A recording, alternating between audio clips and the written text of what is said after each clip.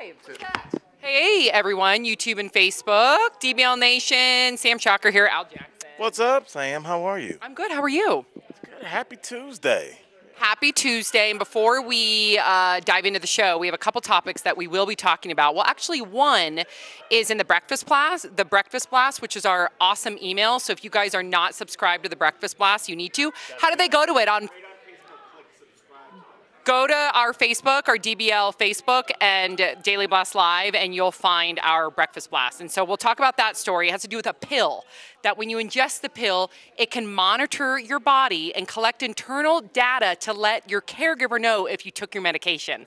Wow. So we'll get into that. Is it too intrusive? Is it a privacy issue? We'll get into that story. That's from the Breakfast Blast. Such a good morning email to keep you in the know. And the one story that we want to talk about that we are also going to be debating today on our SmackDown is, we're not going to do the teacher one, we're going to do the tipping one.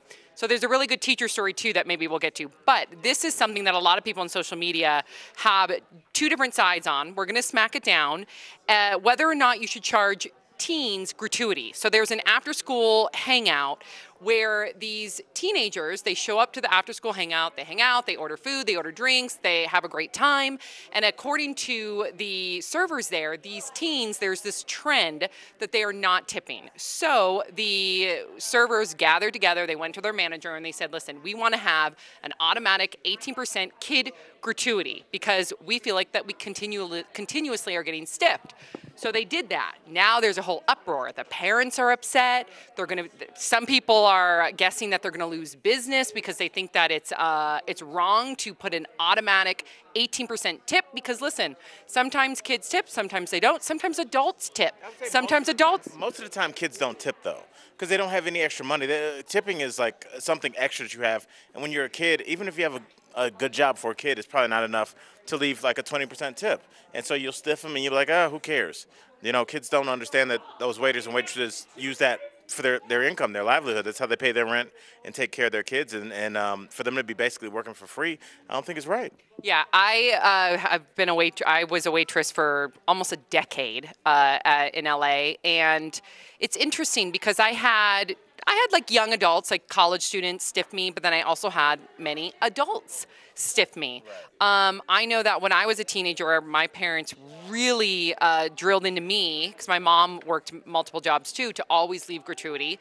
So part of me totally agrees with you. In fact, I once advocated to have an automatic gratuity because I got stiffed so many times at a bar on Sunset Boulevard. Right. But at the same time, do you do that? It could also limit, and I'm just throwing this out there so we can have a conversation, so please give us your DBL take. We want to know what you have to say. But does that limit your gratuity as well? Because sometimes I got 25% tips, but that's not the case in this one. Right, I would just say, when you do have a certain kind of clientele, you do have to make separate rules. Just no different than that. Like if there's a corner store close to a middle school or high school, they usually have a rule that two students are not allowed inside of more than one time, because those students steal. And when there's 15 kids running around your corner store, you're going to get ripped off. When you have a clientele of kids who probably have 20 bucks on them, they're probably not going to tip. And it's not fair to your staff, and it's not because honestly, as a person that is going to come in and tip, as a person that was a waiter myself for a couple of years, if I walk in and I see, 15-year-olds in there, I'm turning around and going out the door because you're running adults away from your business. I don't want to be anywhere where they're teenagers. That's a really good point, which drives me to a whole nother thing that I never thought about. Let's say this institution, this after-school restaurant, their business is solely teenagers, is solely these kids. Perhaps it's on the onus of the managers and the owners of this business if for some reason they're going to lose business. Let's say they lose business now that they're charging this 18% tip.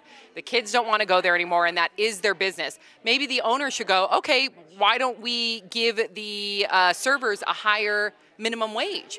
Just because this is a very unique situation where their clientele is teenagers and they don't want to also drive away the business. So then maybe the servers get higher minimum wage. Is that a solution? Well, I think first and foremost, we'll all agree we're talking about three groups of people here. We're talking about the customers, we're talking about the employees, and the owners. And I think anybody that's a good owner that's in touch knows that they have to have happy employees in order for the business to go into work. And so I think that that's first and foremost, they need to find a way to make employees happy. I remember when I was in college, waiting tables at Applebee's, one of my girlfriends graduated. She said, yo, my whole family is coming. Can we come eat at Applebee's? Can you reserve a table? I'm like, sure. And so we got a server to actually wait on that table. It was 12 of them. Her daddy was well off, smart, and he left a $5 tip. But what I realized is that he did not know. He didn't know. He didn't eat out much. He was older. So maybe it's a combination of sometimes we have to educate people. And when you come out of the blue and you don't know that that's the norm, you feel offended that you have to come out of your pocket for that money. I agree with that, and I don't. I agree with that in the sense that, because you immediately made me think of international guests, because when I worked at a bar on Sunset Boulevard, we had a lot of tourists, a lot of international guests, where it's not customary to tip. However, do your due diligence. When you go visit a new country, I say do your due diligence and see what is customary to tip a server. What is customary if you go into a hair salon? What do you tip them? Because it's not fair at the end of the day. I got stiffed so many times from tourists. That's a good point. I want people to know too that a lot of the servers out there, their minimum wage gets eaten up. Because that's usually your taxes. So yes. You never see that. So you're living that's usually your taxes off the top for your hourly wage. So you don't even factor that into your check. You're living off your tip. Right, and if your tips aren't coming, you're not living. Yeah, exactly. So that's, we got to wrap it up. Okay, I was going to go into another story, but no worries. We don't have enough time. Please let us know your DBL take. Also go to our Facebook and subscribe to our Breakfast Blast, and you'll learn more about that one story that I teased about. And we love you guys. Thanks for always sharing your thoughts. We read all your comments, and we'll see you soon. Tune into the show starting in about 1 minute. Thank you. Yep.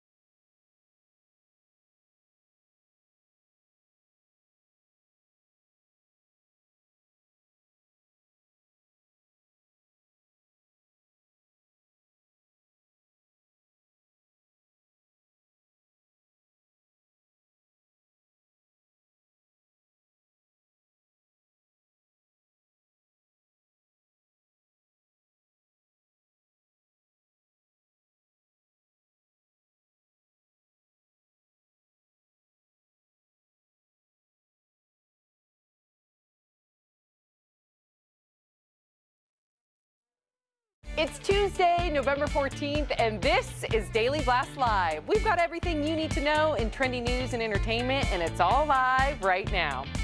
Has Simon Cowell been scared straight? He says he's ditching his bad habits after he almost broke his neck last month. The struggle is real in today's Top 5. We're going to talk live to a double amputee veteran who is making headlines for completing 31 marathons in just 31 days, just in case you needed a little motivation. Meghan Markle is leaving the TV series Suits after 7 seasons. But why? Could it be that she's about to become a royal princess? Should we ask Prince Harry?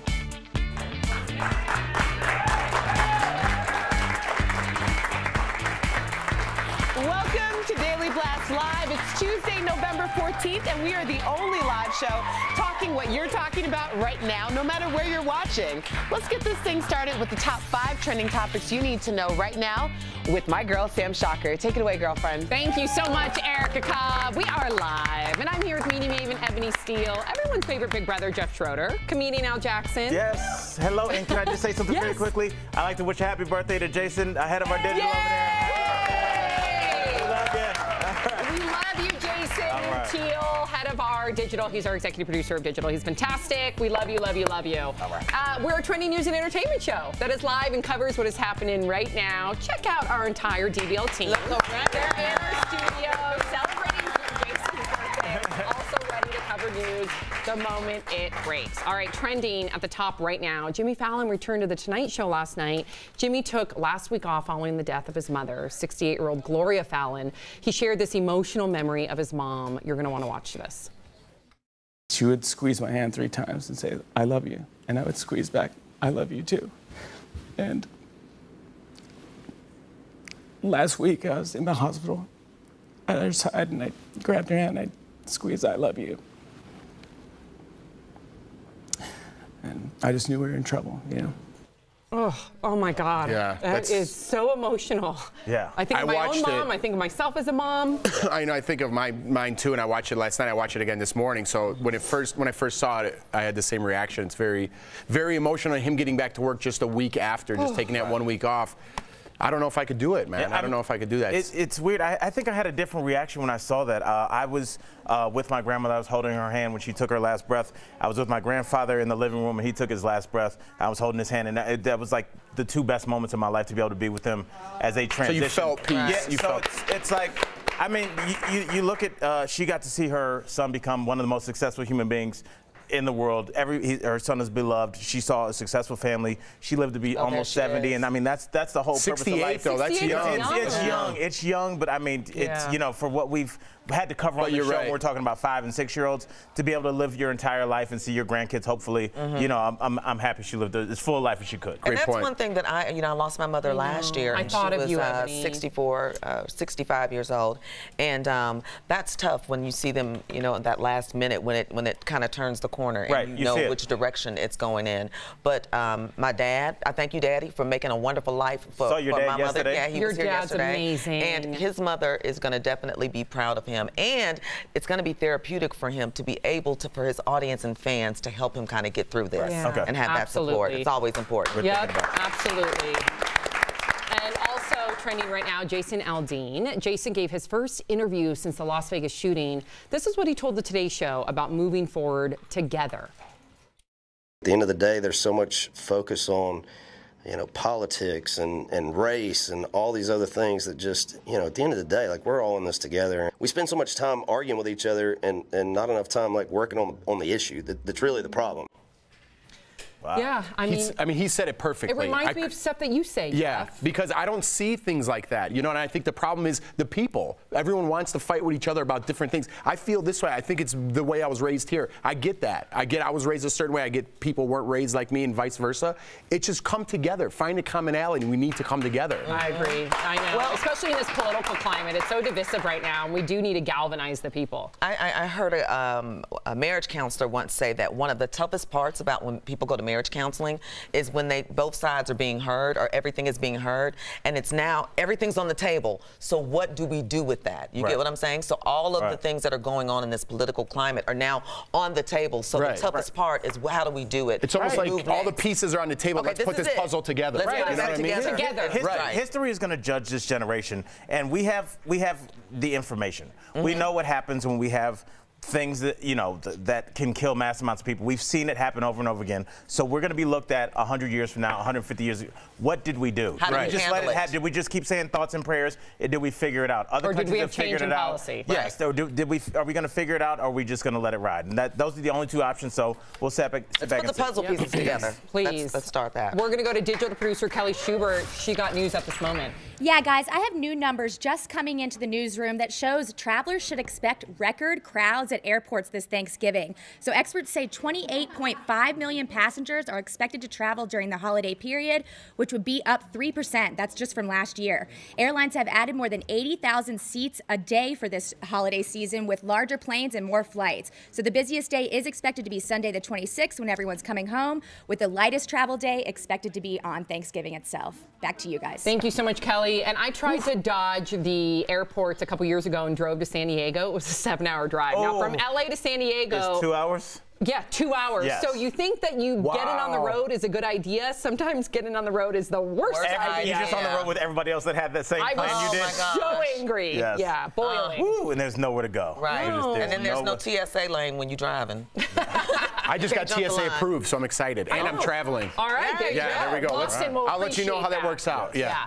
All right, Simon Cowell's health is trending also right now. This comes after Simon took a nasty fall and was rushed to the hospital. Now he's gone from smoking 80 cigarettes a day to just 2, and he's also given up booze. Simon said, quote, "I'm just eating and drinking water." This is interesting because we first reported on Simon Cowell, I don't know, a few weeks ago, maybe a month ago, about him fainting, falling down the stairs. He thought he broke his neck. Perhaps now that we hear that he had problems problem with alcohol, maybe substance abuse. A problem with alcohol, probably not a problem with cigarettes. Yeah. Like 80 cigarettes is, I mean, that is like that. You might as well put your mouth on the exhaust of a Porsche. You just stay outside. We did the math. That's 4 packs a day. Not, I mean, every 20 minutes, not counting sleep. We were just trying to figure out how you could physically get them down. Well, now he's down to 2. Let's focus on the positive. I want to say something about that too. Like, Simon, you smoked 80 cigarettes. Do you still smoke? No, only 2. That's good. That's a lie. Only 2. Get out of here. No, that could be a decrease because you know what? Him falling and thinking he broke his neck. He's a child. He's a baby. Perhaps that was his rock bottom and made him rethink his No, ways. I hope it's rock bottom. That's exactly what happened. His 3-year-old son Eric was actually there and was present, and he said, you know, at this age that I am, 58, he's like, come on, it's almost too late. But he's realizing I have got to be responsible as a father, be here for my son, and if that's what needed to happen for him to see that even at the age of 58, so be it. Right. Good for him. Yeah, and I was looking at. I mean, I know it seems strange to other people, but when people work in the nightlife, people are in entertainment. You're up late. There's always booze around. There's always cigarettes to keep you going. So, like, I could see how this problem developed. Yeah, and admitting it is the first step. So good for him for being so candid. I know we got to go, but sometimes I feel like if you're so successful and so powerful that you feel like nothing's going to kill you. Exactly. You could do whatever you want. You feel invincible. You know? Yeah, in a sense. And maybe that fall woke him up. Yeah. All right, we're going to go to Pop Culture Guru. She also thinks she's invincible. Tori Shulman, a new trending story coming in hot. Yes, pants, aren't they the worst? That's all I have. No, I'm kidding. Especially on Thanksgiving. Your pants, they get too tight, right? Well, Stovetop Stuffing is coming in hot with new stuffing-themed pants that feature a stuffin' stretch waistband that expands to twice its normal size. All right, so they cost just under $20. They are listed on ThanksgivingDinnerPants.com, which is the best website I've ever heard. Or you can do what I do and wear my November sarong, and it stretches as well. Back to you guys. Those ads are hilarious. Those pictures. Oh, wow. All right, well, we're going to continue to cover trending stories and breaking news at Daily Blast Live, because that's what we do. Erica Cobb, what's coming up? Well, the stars were shining bright in Denver, and our own Tori Shulman caught up with them on the red carpet. The charitable cause that brought Jamie Foxx and Eva Longoria out. When it comes to awkward run-ins with exes, A-Rod is just like us. Next in the DBL Buzz, and Ebony Steele has your 2 choices for today's SmackDown. A school district in Maryland is relaxing their rules on cell phones, which got us debating. Should cell phones be allowed in elementary schools? Or a diner is under fire after adding a tip of 18% to kids. So we want to know, is it okay for restaurants to charge gratuities for children? Head over to DailyBlastLive.com and vote live to tell us what topic you want to hear battled out in today's SmackDown.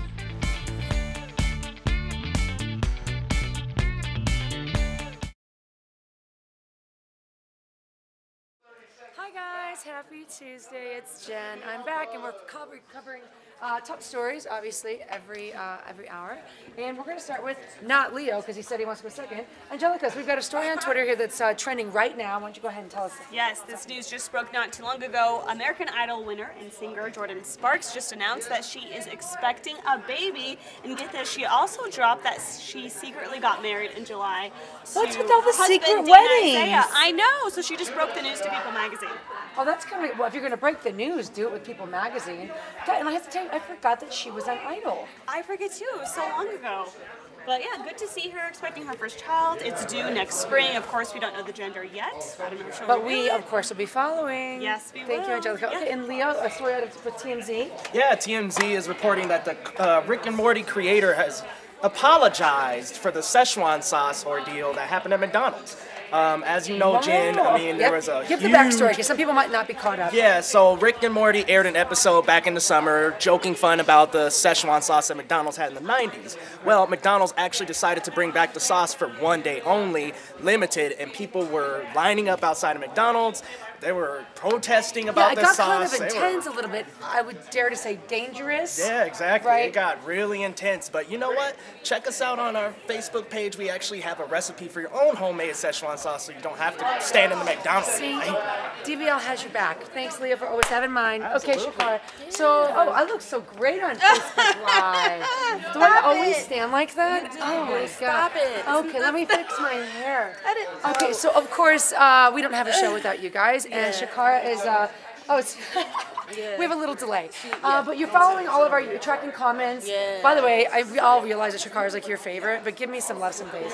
So what are we talking, what's everyone talking about today? So I asked everybody how they felt about Simon and if people feel sorry for him or not. And Singing Mary, Hey Singing Mary, one of our favorites, said, yes, I do feel for Simon as one who witnessed my mother struggle to stop smoking when it was really too late and them die from cancer. It's an addiction and very hard to go cold turkey. So sorry about your loss on that, Mary. Yeah, I know we only have a few seconds, but just, you know, we all have coping mechanisms for our stress. I'm glad to find that Simon's doing something better to address his. Welcome back to Daily Blast Live, the only live show in daytime covering the trending topics that you're talking about right now, no matter where you're watching. It's time now for the DBL Buzz. That's all the hot celebrity gossip you can't get enough of.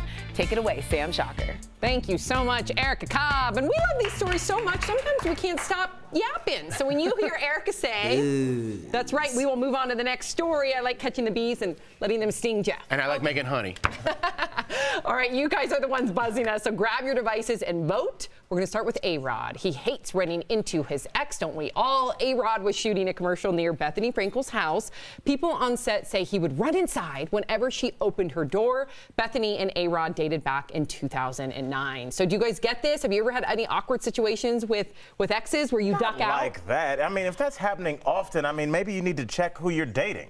Like, how do you know it's often? Maybe it's just one particular person. Why is he being dramatic? This is probably shot in Beverly Hills. He might have it was seen in the New top York. of her head. Bethany Frankel lives in New York. I know. Wow. But like, I'm just saying, like, how often is he going to run into her? Well, now they actually Zero time. they went on 2 dates. Right? Well, in 2009. Better get it in, girl. In an interview, they said they went on 2 dates. But sometimes that can happen. And I know that I've dated a guy before that if I saw other exes, I hope that they would walk away because he would get jealous. This sounds like a hookup gone bad. That's what I think. Yeah, obviously. It was a bad episode. They're about to bite I can't say it, but it was a bad episode. You know what I'm saying? Then it got awkward. Okay. All right, Cardi B is making big plans for her wedding to rapper Offset. She wanted to be extremely extravagant. I find that shocking. Guests have to wear all red, and the bridesmaids will be wearing suits. The 25-year-old is engaged to rapper Offset from Migos. I like the idea of the bridesmaids wearing suits, though. I like that it's not gender specific or gender stereotypical. I think that's cool. Yeah, it's definitely not a traditional wedding. Yeah. I just, you know,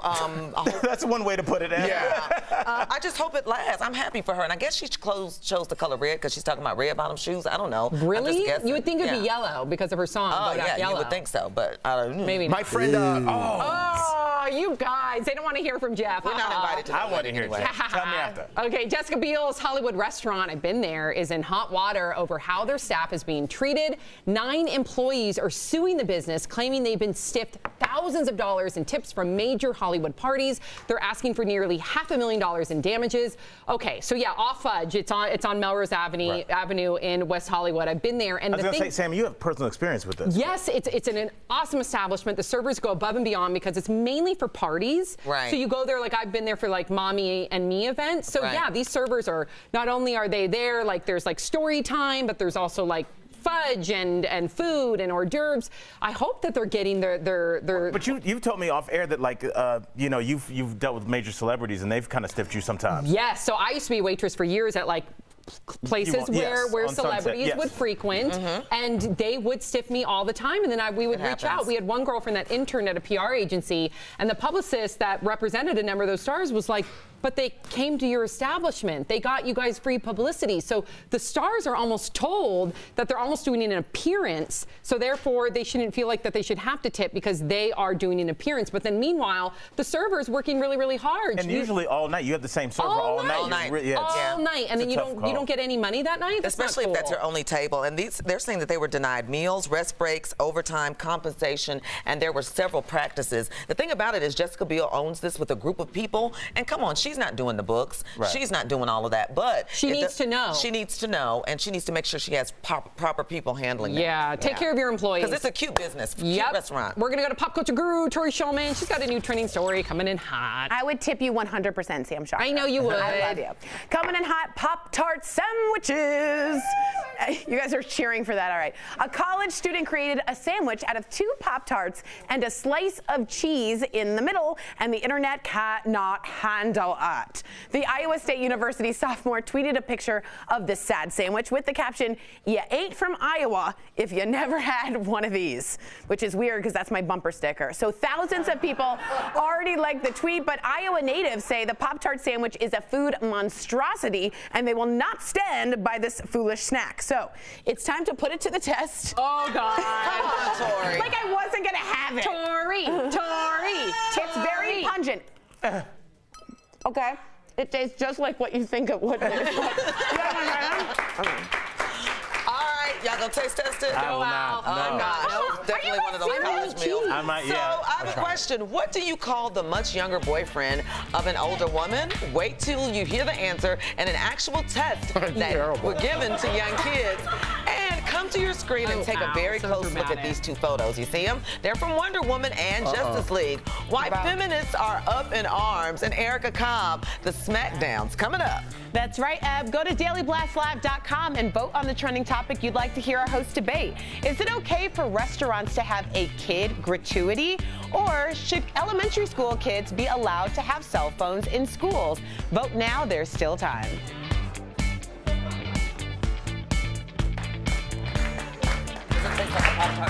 Yeah, exactly. Jason from the digital team. We're on break, and these guys are gonna continue tasting this. Happy birthday to you. Happy birthday. The whole song? Nice. We don't Happy birthday, Jason. Happy birthday. Thank you, Here's your guys. cake. I'm so happy to be Here's your here with Cheesy the DBL cake. family. Is it? You want to try? Here, try half of that. It's like not this. like that bad.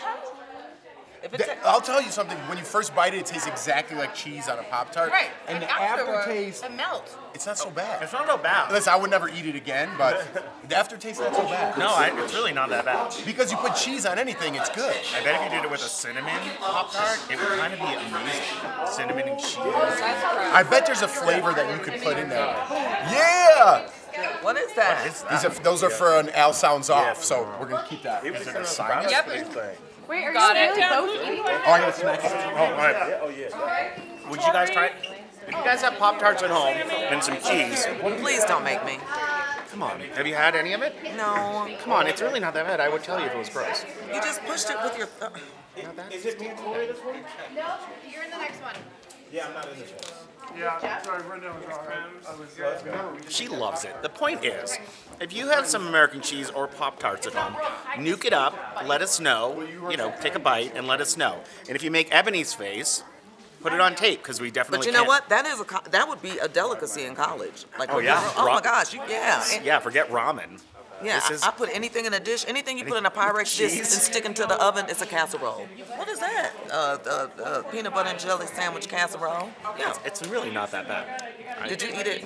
I did. Keep it tight. Okay. Stuck to the roof of my mouth. Yeah, no, that's the only thing is that you're going to have to make sure you have some utensils to kind of, now I got to go to the bathroom and brush my teeth. I'll see y'all later. Thanks, Ebony. So send us your questions, comments, and weirdest food combinations, and we'll. Have you tried it? No, I am not Come on, eating that. Hannah. That's disgusting. It's our Hannah, our wardrobe All stylist. right, guys, 30 seconds to back. Here we It's really not go. that bad.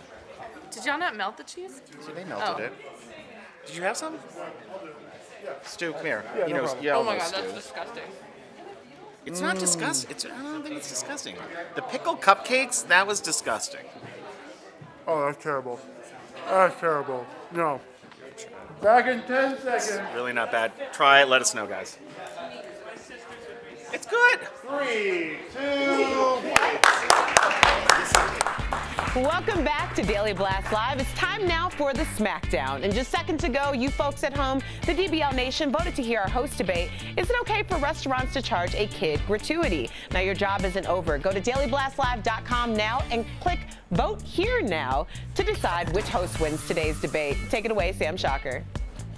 All right, that's right. Time for SmackDown. We're having our own conversation about this SmackDown, so stay tuned. A restaurant in New Jersey is adding an 18% tip onto all meals ordered by kids. Parents are furious because it's a popular after-school hangout. The restaurant says the change is because kids don't tip. The Scott is debating, is it okay for a restaurant to charge a kid gratuity? Here to lead the SmackDown is pop culture guru Tori Shulman, who has 13 wins, and her favorite big brother, Jeff Schroeder, who has 11 wins.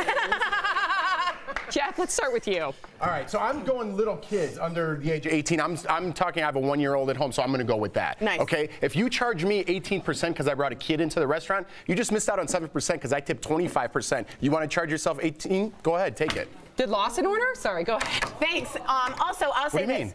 Like, you give 20%. Because I bring in kid into the restaurant, I'm going to give you 25% because I know the kid's there. But you're not every single person. I was a waiter. They are half the amount of money that they make because a kid's meal is $6 and twice the amount of work. I have to take in a high chair. I have to take in crumbs. A general sense of stickiness that is all around me and I don't know what it is.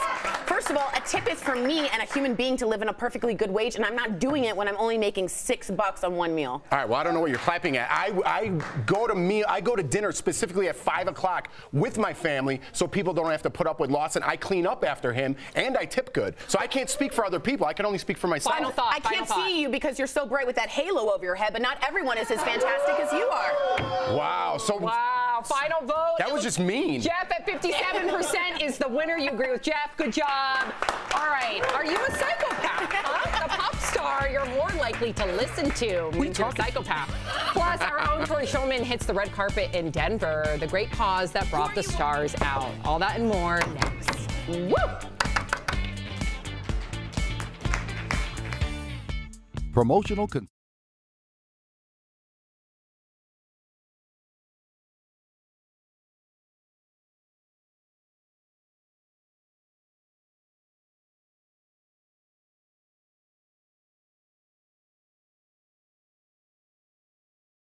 Commenting, Hannah. Love the wardrobe again. Oh, awesome. Today. Yay! Want to go a little into... Ah, man, if you want to talk about Tori Shulman, then I really can't take the credit because she actually dressed herself For this the morning. first time, For the like a first time. child. She had a fun segment that y'all will see later this week, and I had picked out a beautiful black dress for her to wear today. And before I could get in the room, she went ahead and put this on. It was cold. It was outside. It's cold, so I approved it. We did actually. This is Kendra Scott. We just were given beautiful Kendra Scott swag. Yesterday, Kenzie with Kendra Scott came in. We got to meet her. We're hopefully going to do some really cool stuff with them, but they gave us beautiful jewelry. Like this. Erica's also wearing the necklace and earrings. Erica's wearing necklace and earrings, and Jen actually has a beautiful Kendra Scott ruby necklace on today as well. So you'll see a lot of that on our show. Oh, and I wanted to point out, check out the back of my hair. Corinne, our hair person. Isn't that cool? It's a fishtail braid up the back into an aquarium and something else. So it's very exciting. I just Ralph Lauren. Yeah. Yes, exactly. I'm about to head to the stables. You do look like a manager at Nordstrom right now. Yeah, but if you have any questions specifically about what people are wearing, please ask, and in the breaks, I'll let you know. Yeah. You're gonna have a segment. Yes, I'm going to have a segment coming tomorrow, so. Cool.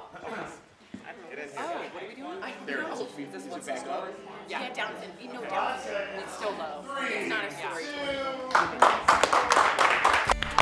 Welcome back to Daily Blast Live. Our pop culture guru, Tori Shulman, has it coming in hot, and it's making a difference in many lives. Hey guys, Tori here for Daily Blast Live. We are here at the Sheraton in Denver for the Global Down Syndrome Foundation, a runway show. We're going to interview a bunch of stars, learn about this incredible organization. How does it feel to be the ambassador of this night? You're sort of the king of this whole night. How does that feel? I'm a king of Denver. High five for that, man. What's your main goal for tonight? Well, to surpass the fundraising that's been happening each year, like to just reach a new high. What I'm excited about this year is I'm doing the walk with my nephew who has Down syndrome. I just interviewed Matt Dillon. Hormones are raging. We don't know who this guy is. He's not really a celebrity at all, but we want to talk to Deandra. I'm really proud of my brother and I'm proud of myself. To see her dancing and having a good time. I know Jamie can't dance. I've been dancing since I was 9 years old. Will you show me how to strike a pose on the runway? Yeah. Yes, girl. Yeah. Who are you walking the runway with? I am walking with Eva Gregorian. Well, I have a special needs sister, and we're just wanting to make sure that all of these children with Down syndrome live their lives to their fullest potential. You want to have a high five? Yay! We just had a wonderful red carpet with all the stars who spoke so beautifully about the Global Down Syndrome Foundation. Good job. It was amazing. It was amazing. Yeah, they raised 2.6. I want to make sure I get this right. $2.6 million this year alone. Wow. And it's been going on for 9 years.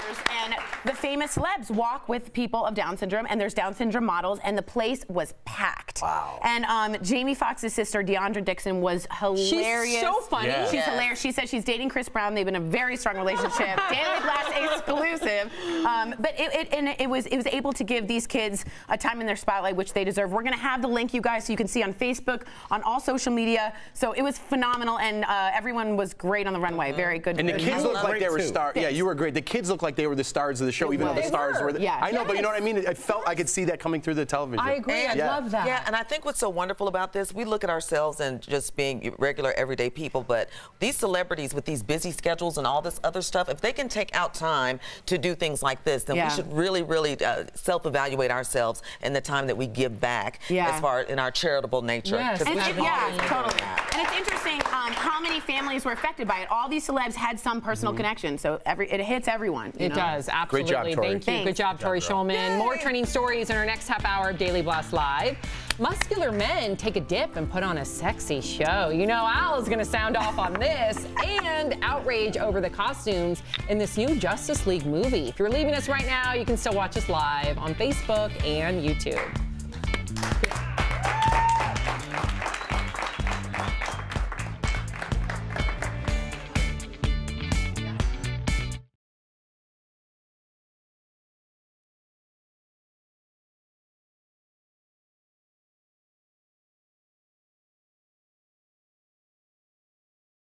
Oh, could I get a sound check? It's for sure, and I'm already Hey guys.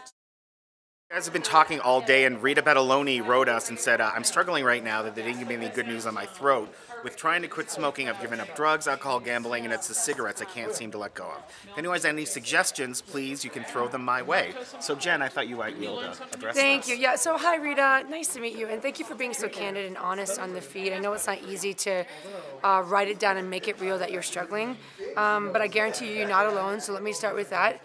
I want you to think about any kind of behavior change. I specifically work a lot of like health and movement and eating habit changes, but you have to realize that when it comes to habit change, if you try to do anything cold turkey, which is what I'm wondering if you're doing, you're like, forget it, throw out the cigarettes, quit. You actually only have, there's studies done, about a 3 to 5% chance of actually keeping the habit gone. Same with any weight loss. If you try to just diet, 3 to 5% chance. So the reality is, don't do cold turkey. Have an exit strategy. Knowing if you have after every meal you go for a cigarette, what's going to be there in place? Do you walk instead? Do you call a good friend for accountability? You have to have an exit strategy, and over time, you will start to build a better habit, a healthier habit in place of the smoking. Especially with what it says you're struggling with your throat. I mean, especially with the pain you're in, you have to realize you have the power to make that shift. I don't expect it to be overnight. I actually don't even expect to take a month. But give yourself 6 months to transition. Take the pressure off yourself and start to do that, and it will get better. And let us know your progress, because we want to be here for you. Okay? 5 seconds. 3, 2.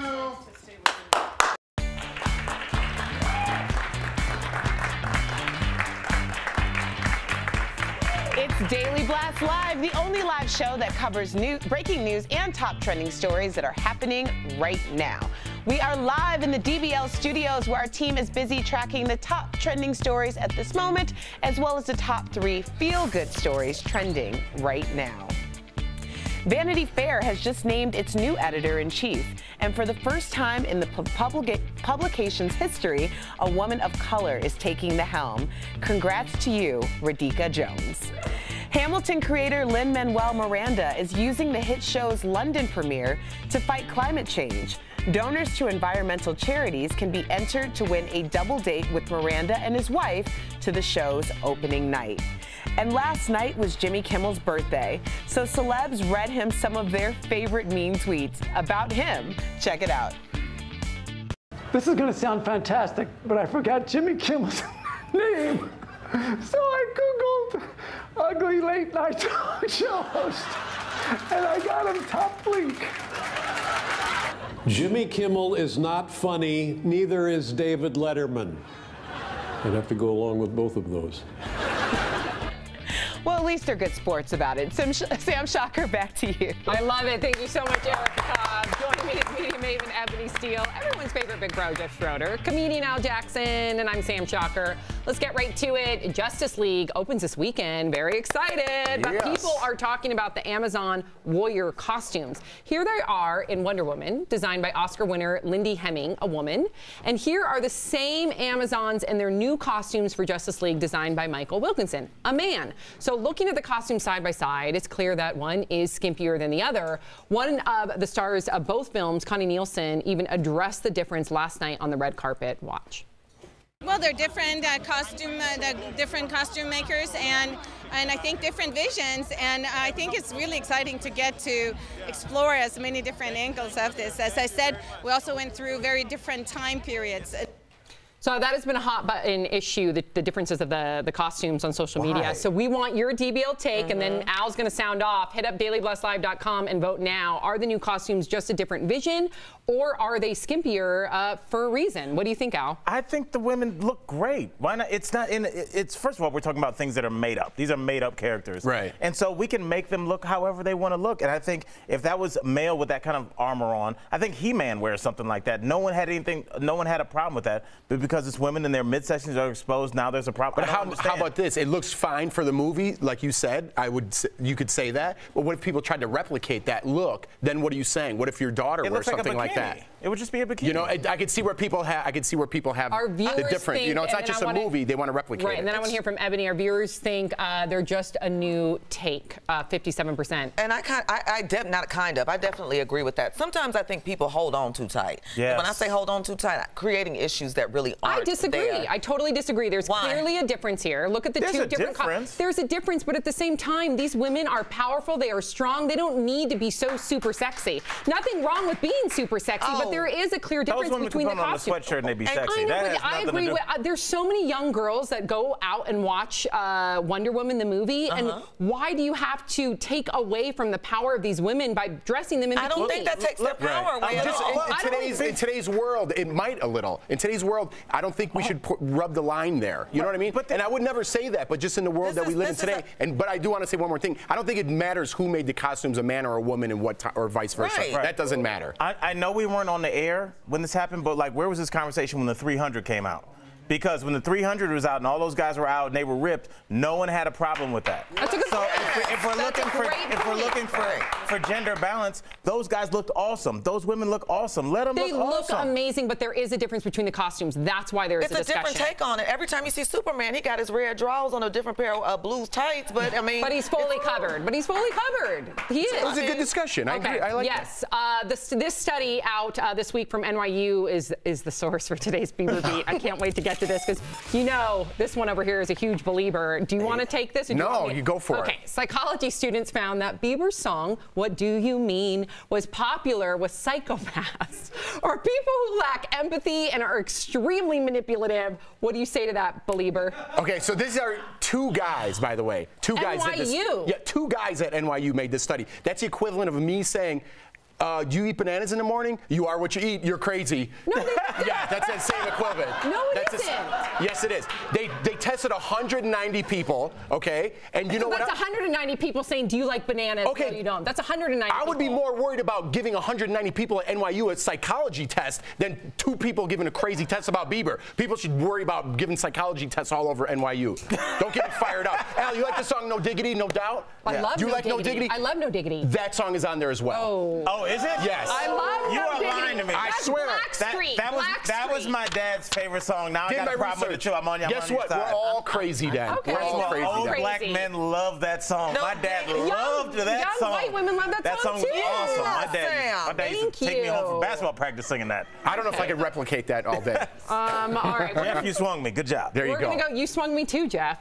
See? Okay, digital Two producer. bozos from NYU. Forget it. I thought you were calling us bozos. No. Digital producer Raquel being a wave of politely waiting for us with news at this moment. I do have some stories.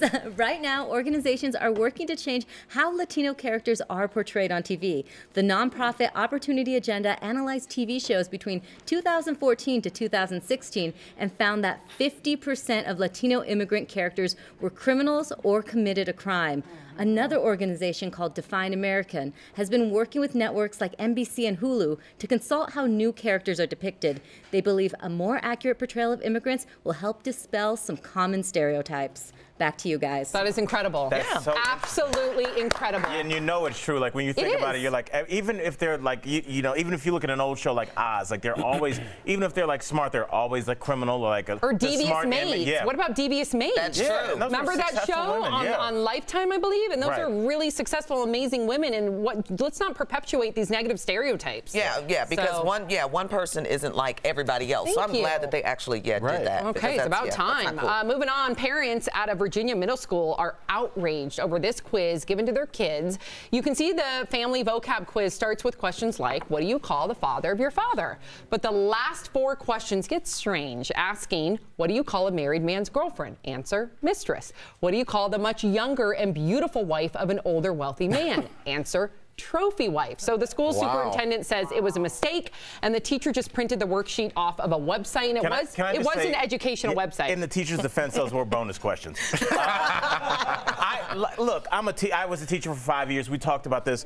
You talked about your mom taught in inner city Detroit for 40 years. My mom taught in inner city Detroit, and then recently taught in Northern California. But yeah, for 30 plus years. And it's just like the amount of time that you spend teaching is your entire life. You teach all day. You grade papers at night. You do IEPs. You have a ton of paperwork. I was responsible for 38 students every day for 6 periods. And stuff like this slips by. I know you want to think they were robots, but sometimes, you know, you print off a worksheet and you keep it moving. So I understand this woman, and I just hope this teacher didn't get too much backlash. Right. Because maybe they don't trying to do like a forward-thinking type quiz because they actually did the research, went online, but maybe just should have proofread it all the way to the end. Well, sometimes they don't have time. Teachers are overworked. Yeah, overworked, underpaid. Let's give this teacher the benefit of the doubt here. Cut her some slack.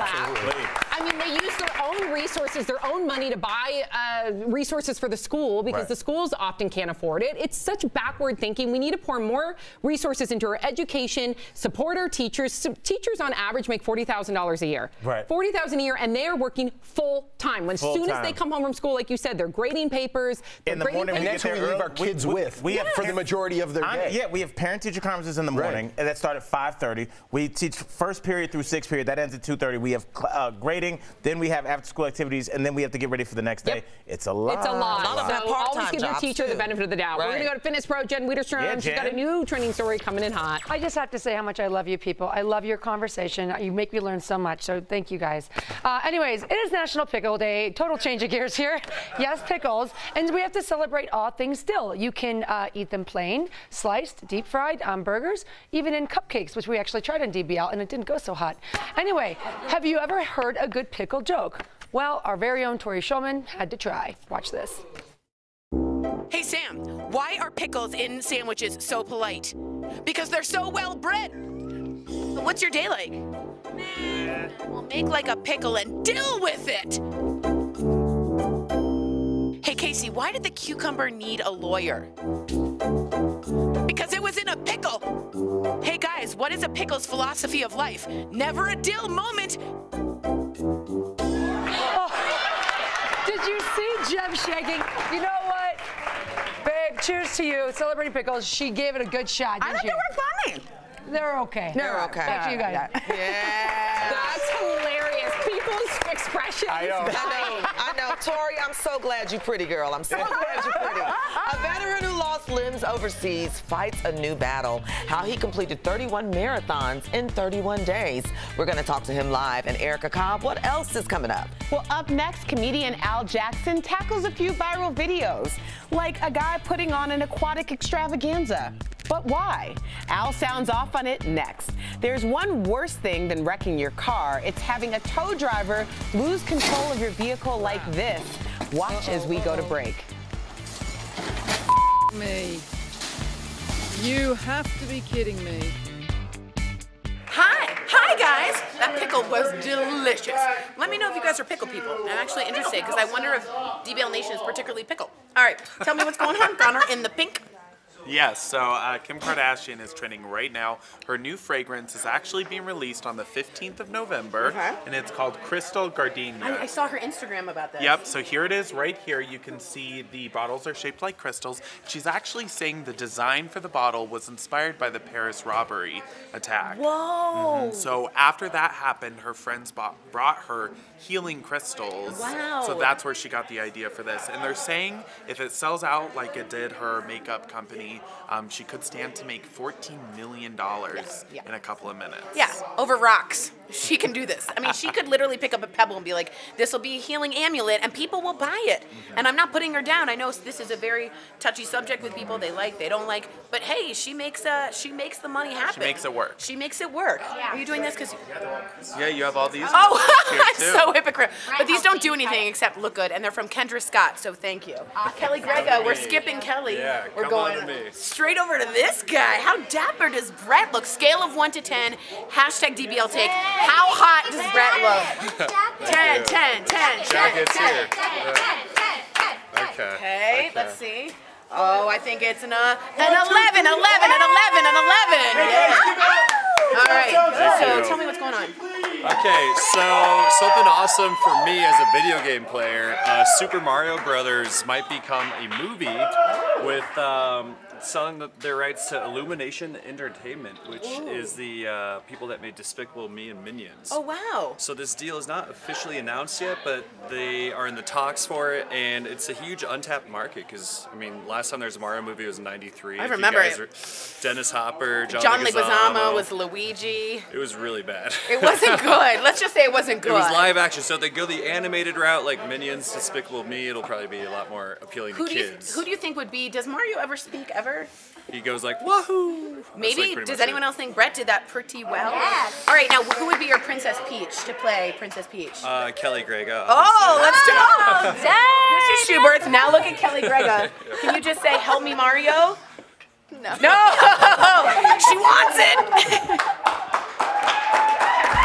Welcome back to Daily Blast Live, the only live show in daytime talking the trending topics that you are talking about right now. It's time now for Al Sounds Off, where comedian Al Jackson scours the internet for the craziest stories he can find, and everyone gets real pumped up about it.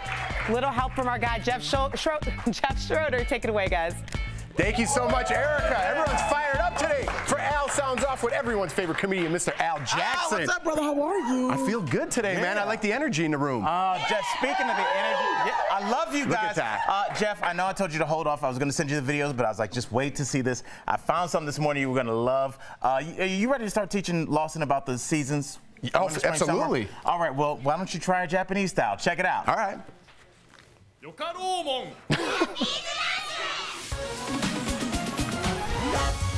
Now, Jeff, if you're gonna teach kids how to learn the seasons, why not scare the hell out of them while you do it? We have all the different seasons represented. We have the P90X butterfly. We have a lot of weird things going on here, Jeff, but do you know what we don't have? We don't have an old Asian crap stealer. He's the one that teaches you that it's winter time. It's for the kids. How did I overlook that? I'm loving this. Jeff, are we going to do this for Lawson? Yeah, absolutely. I can't wait to show him this video. He's in for a treat. You said had something cool. All right. Well, seasons are, we're talking about seasons, Al, and summer's over, but some people are still having a little fun in the sun. Let's check this out. Yeah. All right. Oh, all right. I just want to tell all the ladies, this is what happens when the ladies bail on the pool party an hour before time. It's just the guys. And I know you're saying to yourself, Al, how did your screensaver make the show? And I'm like, Jack, that's none of your business. What I will tell you is, although these three men didn't, those two floaties maintain their dignity. So I'm loving this video. Yeah, I love it too, Al. I love it too. Let's get to the last one. How much got you? You're nailing those. You're nailing those today. All right, what's this next one? Basketball, Al? Yes, it's basketball. Because Jeff, I have some questions for you. All right. Do you like NBA video games? Yeah. Do you like fast-paced NBA action? Yeah. All right. Do you like three-pointers and dunks? Yep. This game has none of that, and I'll tell you why. Because even though Steph Curry, the best basketball player in the world, is on this game, he let his wife design it, so it's in the kitchen. Boo! Sorry, kids. Yes, I don't care if you guys boo. I got two home. This is the most boring game, and I'm sorry, kids. It's like, how about if we take the best basketball player in the world and we make him Chef Curry. All right, that's Chef Curry. Yes, it's Chef Curry. It's nice play on name. Let's take the best basketball player in the world and we'll make him a disgruntled short order cook.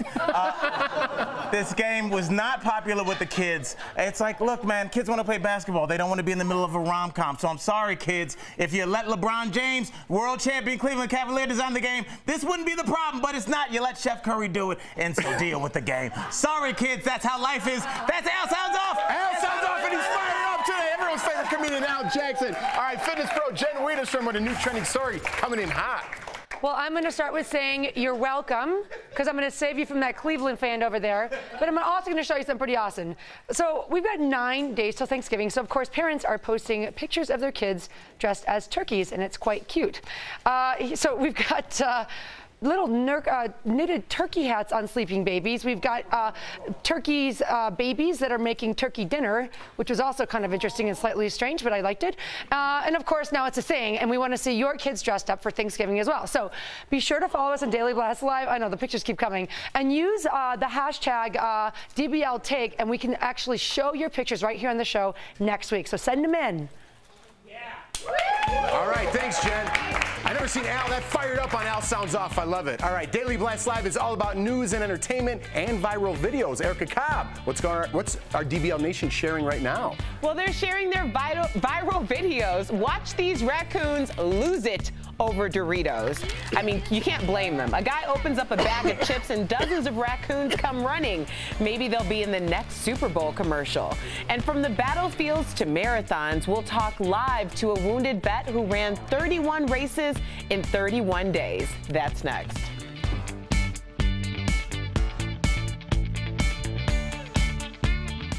Hey guys, so we couldn't get enough. He kind of said it exactly what I was going to say. Literally couldn't get enough. And is this a Chinese ad? Where is this sourced from? This is sourced from DLE channel on YouTube. They have a whole YouTube channel just full of great little things like this. How do you know the whole dance? You know it? No. Can you do it? I liked Here, it. Jeff. This actually could be a great calorie burner.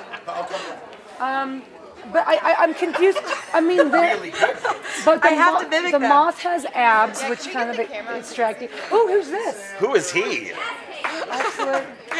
There's a lot to unpack on this video. And why does this one have the glasses and a mustache? Please write in if you could tell us the. Why does this one have a six-pack for no explain? Well, if anybody, I don't know if this is Chinese or what. Do we know what language this is in? Let me double check. We're gonna double. If you can translate this, please call in. I've got to hop over here. I'll take it over. Take over. Please call in. Call in. What is this, a radio show? Right, and let us know what that's. I love that you guys are dissecting the Al Sounds Off video. Yeah, we had to. I mean, it's an anime channel. I mean, listen, don't give away all the secrets where we get our Al Sounds Off material from. Oh, okay. Sorry. I have no idea what's going on in this video. I just like how But they who's have this abs. guy? He's just chilling. He's Uncle Slug. But what was the meaning like behind this video? I don't know. I don't even. If you look too far deep into that guy, I don't know. I'm very confused. Yeah. I have a lot of conflicted feelings inside over this video. Yeah. It's better to let Al do the heavy lifting with this. You know what I mean? But it's a fun video, right? It's a perfect for Al Sounds Off. Yeah, I think it's great for just a daily aerobic exercise too. I don't know what is the purpose of this. Is this really the seasons? When Al told me the seasons, I was like, what is that face? We want videos of you people doing this at home. Send them now. Let's go viral with this video. Make up a weird creature and send it to Daily Blast Live. I'd like to see what you come up with. Are we done here, Connor? Did you like that suggestion? I loved it. Great, thank you. Nailed it! 10 seconds. Here we go. 5 seconds. 3,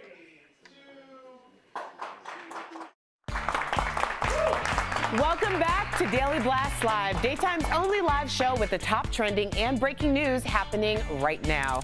It's time now for the Extra Shot. It's the story that made you say, give me another round, because it's so uplifting.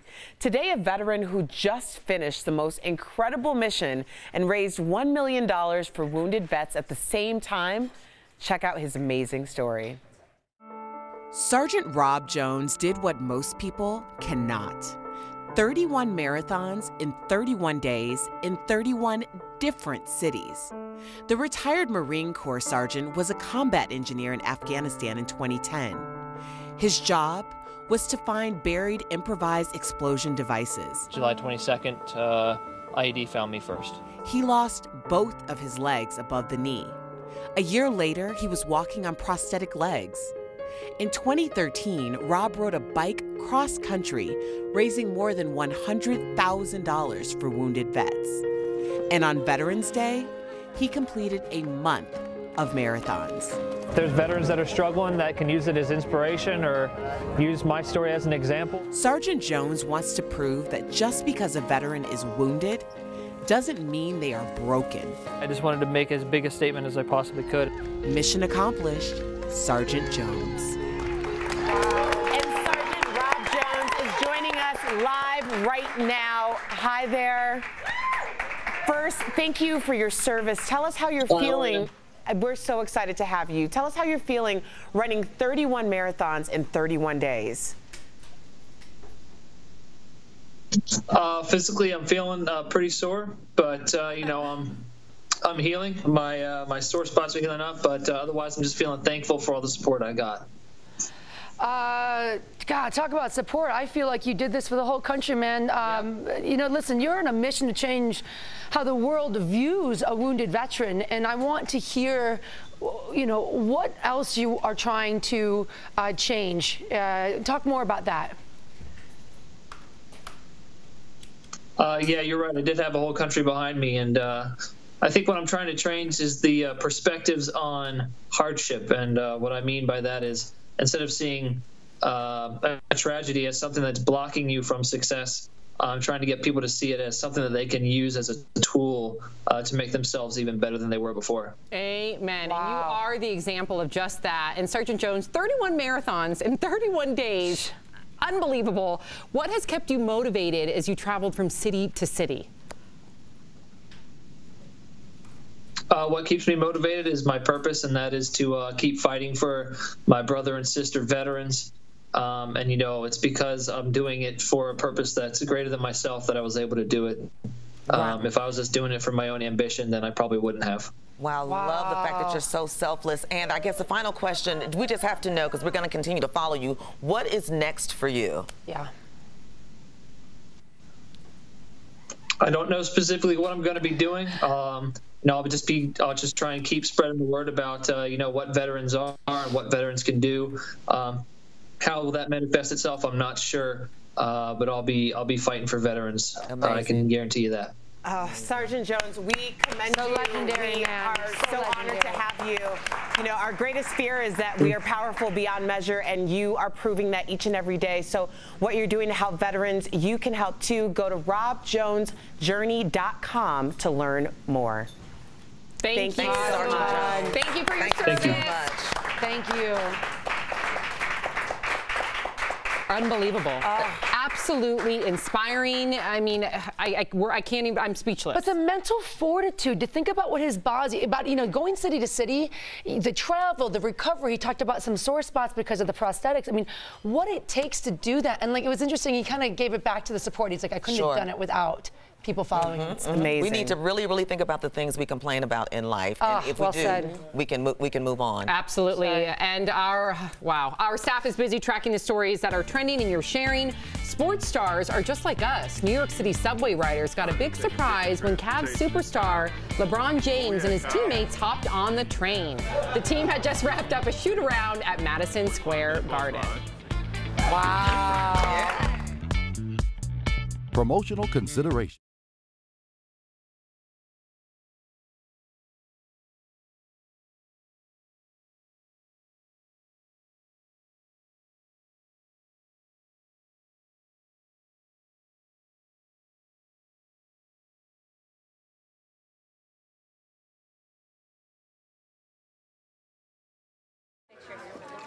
No. Hey guys, how are you? God, what an incredible interview. You know, since we're live TV, we don't have a lot of time to go as deep as we want to go with the questions. And I mean, I could spend the hour talking to Rob.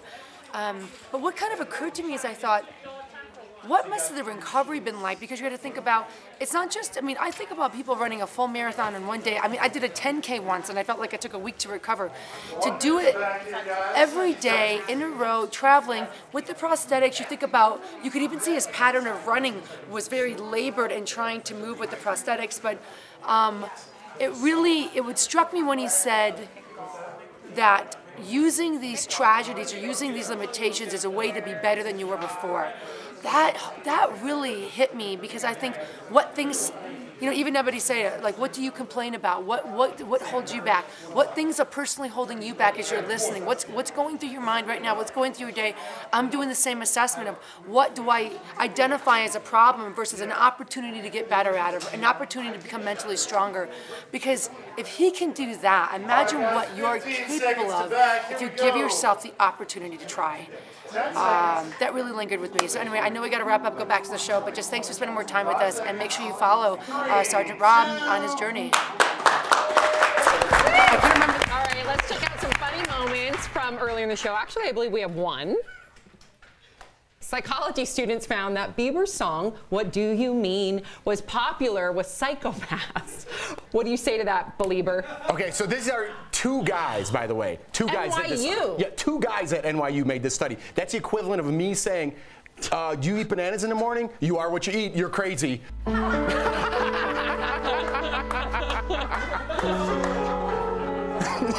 Yeah, I think you just said it all. I couldn't breathe. The more you know. That was like a more you know video, you know? Yep.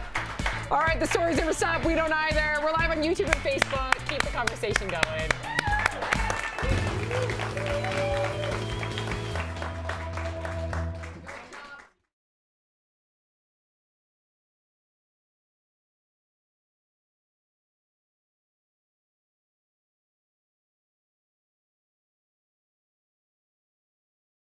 So thanks for watching. That was a great show. We're going to be setting up now for show number two. Right. 1 o'clock. It's already 1 o'clock. 1 o'clock Mountain Time. That's true. So Stu, who's talking in your ear during the show? So I have a lot of people talking to me. On the one hand, it's the director, and most of that is camera directions and kind of, you know, telling people what shots to take and all that sort of stuff. Right. We also have our executive producer, Rena Pop. She's talking to us as well, giving us some stage direction. Irina, she's in the control room. She's probably seeing us now. She's telling us, like, if we need to move on to a new topic, how much time we have left, all that sort of thing. And then if any changes come in last minute and we have to relay information to the talent, the hosts up there, we also have Arash, who's another producer as well, helping us out. So, you know, it's about 4 or 5 different people talking at any one time, and then we're also relaying back to them. The fact that he's not schizophrenic by now is a small miracle. I hear voices all the time. All the time, even when the headset's off. But why don't you give some of your patented Stu moves? 45 seconds to back. That's one of them. That's one of them. And basically, so I do this, and that's basically waving goodbye. It's like, let's wrap up and move on to the next segment and all that. We also do this one, which is move on to the next topic. And what if they need to talk more? We do a stretch. It's a stretch. See all so you guys can use those at home. Yeah, during the dinner conversations. Yeah. Stretch it out. Or when your team's talking about what they did all day, you can go. Like, move it on. Move it on. So these are good moves you should all know as parents. All right, well, keep your comments coming. Watch the next hour. We've got some more surprises. It's going to be a good show, and I think you're going to like what you're going to see. Thanks, guys. 5 seconds. 3, 2. Wednesday, November 14th, and this is Daily Blast Live. We've got everything you need to know in trendy news and entertainment, and it's all live right now. Has Simon Cowell been scared straight? He says he's ditching his bad habits after he almost broke his neck last month. The struggle is real in today's Top 5. We're going to talk live to a double amputee veteran who is making headlines for completing 31 marathons in just 31 days, just in case you needed a little motivation. Meghan Markle is leaving the TV series Suits after 7 seasons. But why? Could it be that she's about to become a royal princess? Should we ask Prince Harry?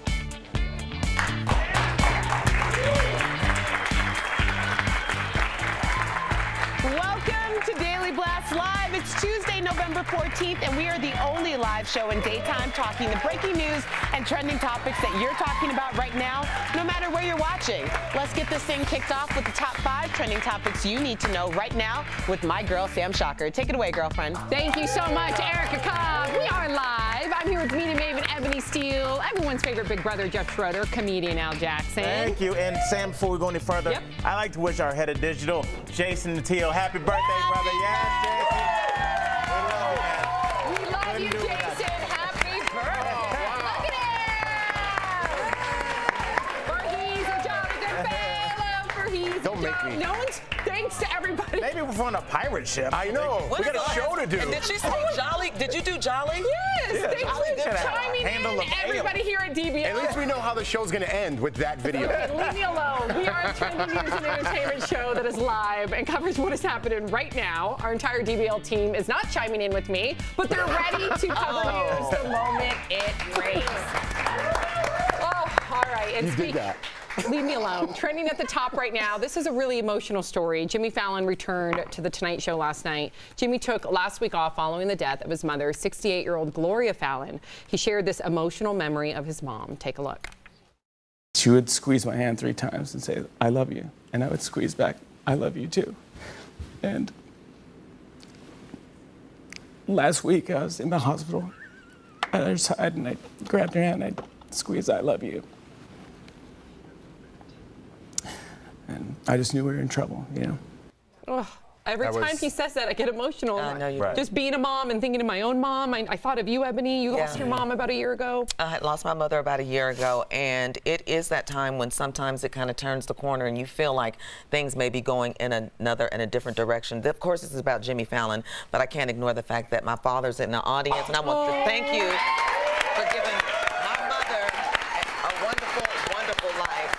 And just like Jimmy Fallon's mother, you can just tell the closeness with him and her. It makes all the difference in the world when you have that family support. And he has a family of fans that can actually support him as well. Yeah. And good on him for going up after a week after this just happened. I luckily have both of my parents, so I don't know that situation, but it's a lot for him to go back up after a week. I think just get his feet under him, and his mom's got to be proud, that's for sure. Right. I mean, I lost my father a year and a half ago, and I performed that same night because I knew that he would. You did? Yes, I knew he would want me to perform, and I did.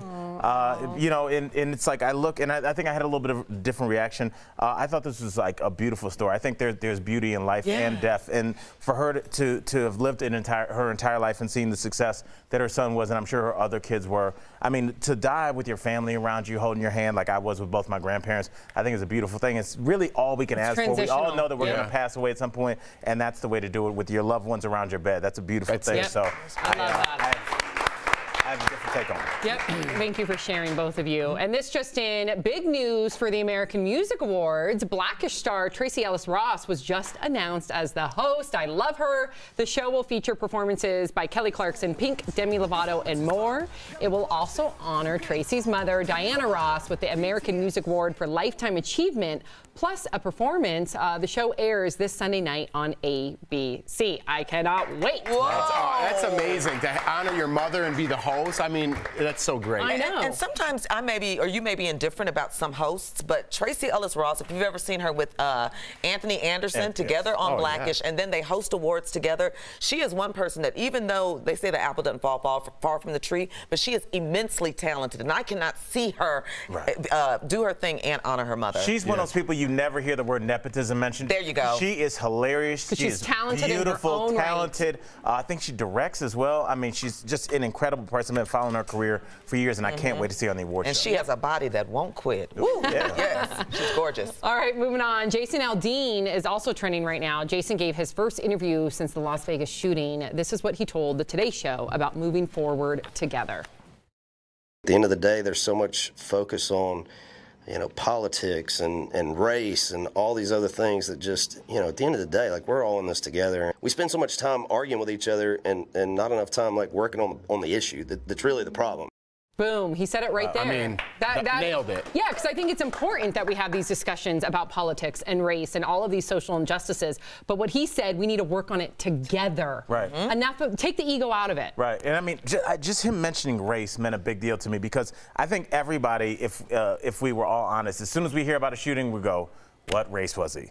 Because if this had been a Muslim man that had done the thing in Vegas, it would have been this story would have been covered differently. I mean, we have to understand that at the end of the day, those people have still been shot, some people have still been killed, and it doesn't matter what race the person is. So we need to start looking at this as an overall problem and not just like, well, was he a crazy white guy? Was he a Muslim extremist? It's just like it doesn't matter. To those families that lost their family members, it doesn't matter. So what are we going to do? It doesn't. We need to come together together as a country, as a family, and come together and fix these problems. Otherwise, they're going to keep happening. And you talked about it, Jeff, because you talked about it's like different puzzle pieces. Now let's put the puzzle together. Yeah, everything's broken. Now we got to put it back together. It doesn't matter what color piece you are or whatever race you are or whatever. You just got to get back together. Amen. We're going to go to digital producer Kelly Schubert. She has news at this moment. Kelly.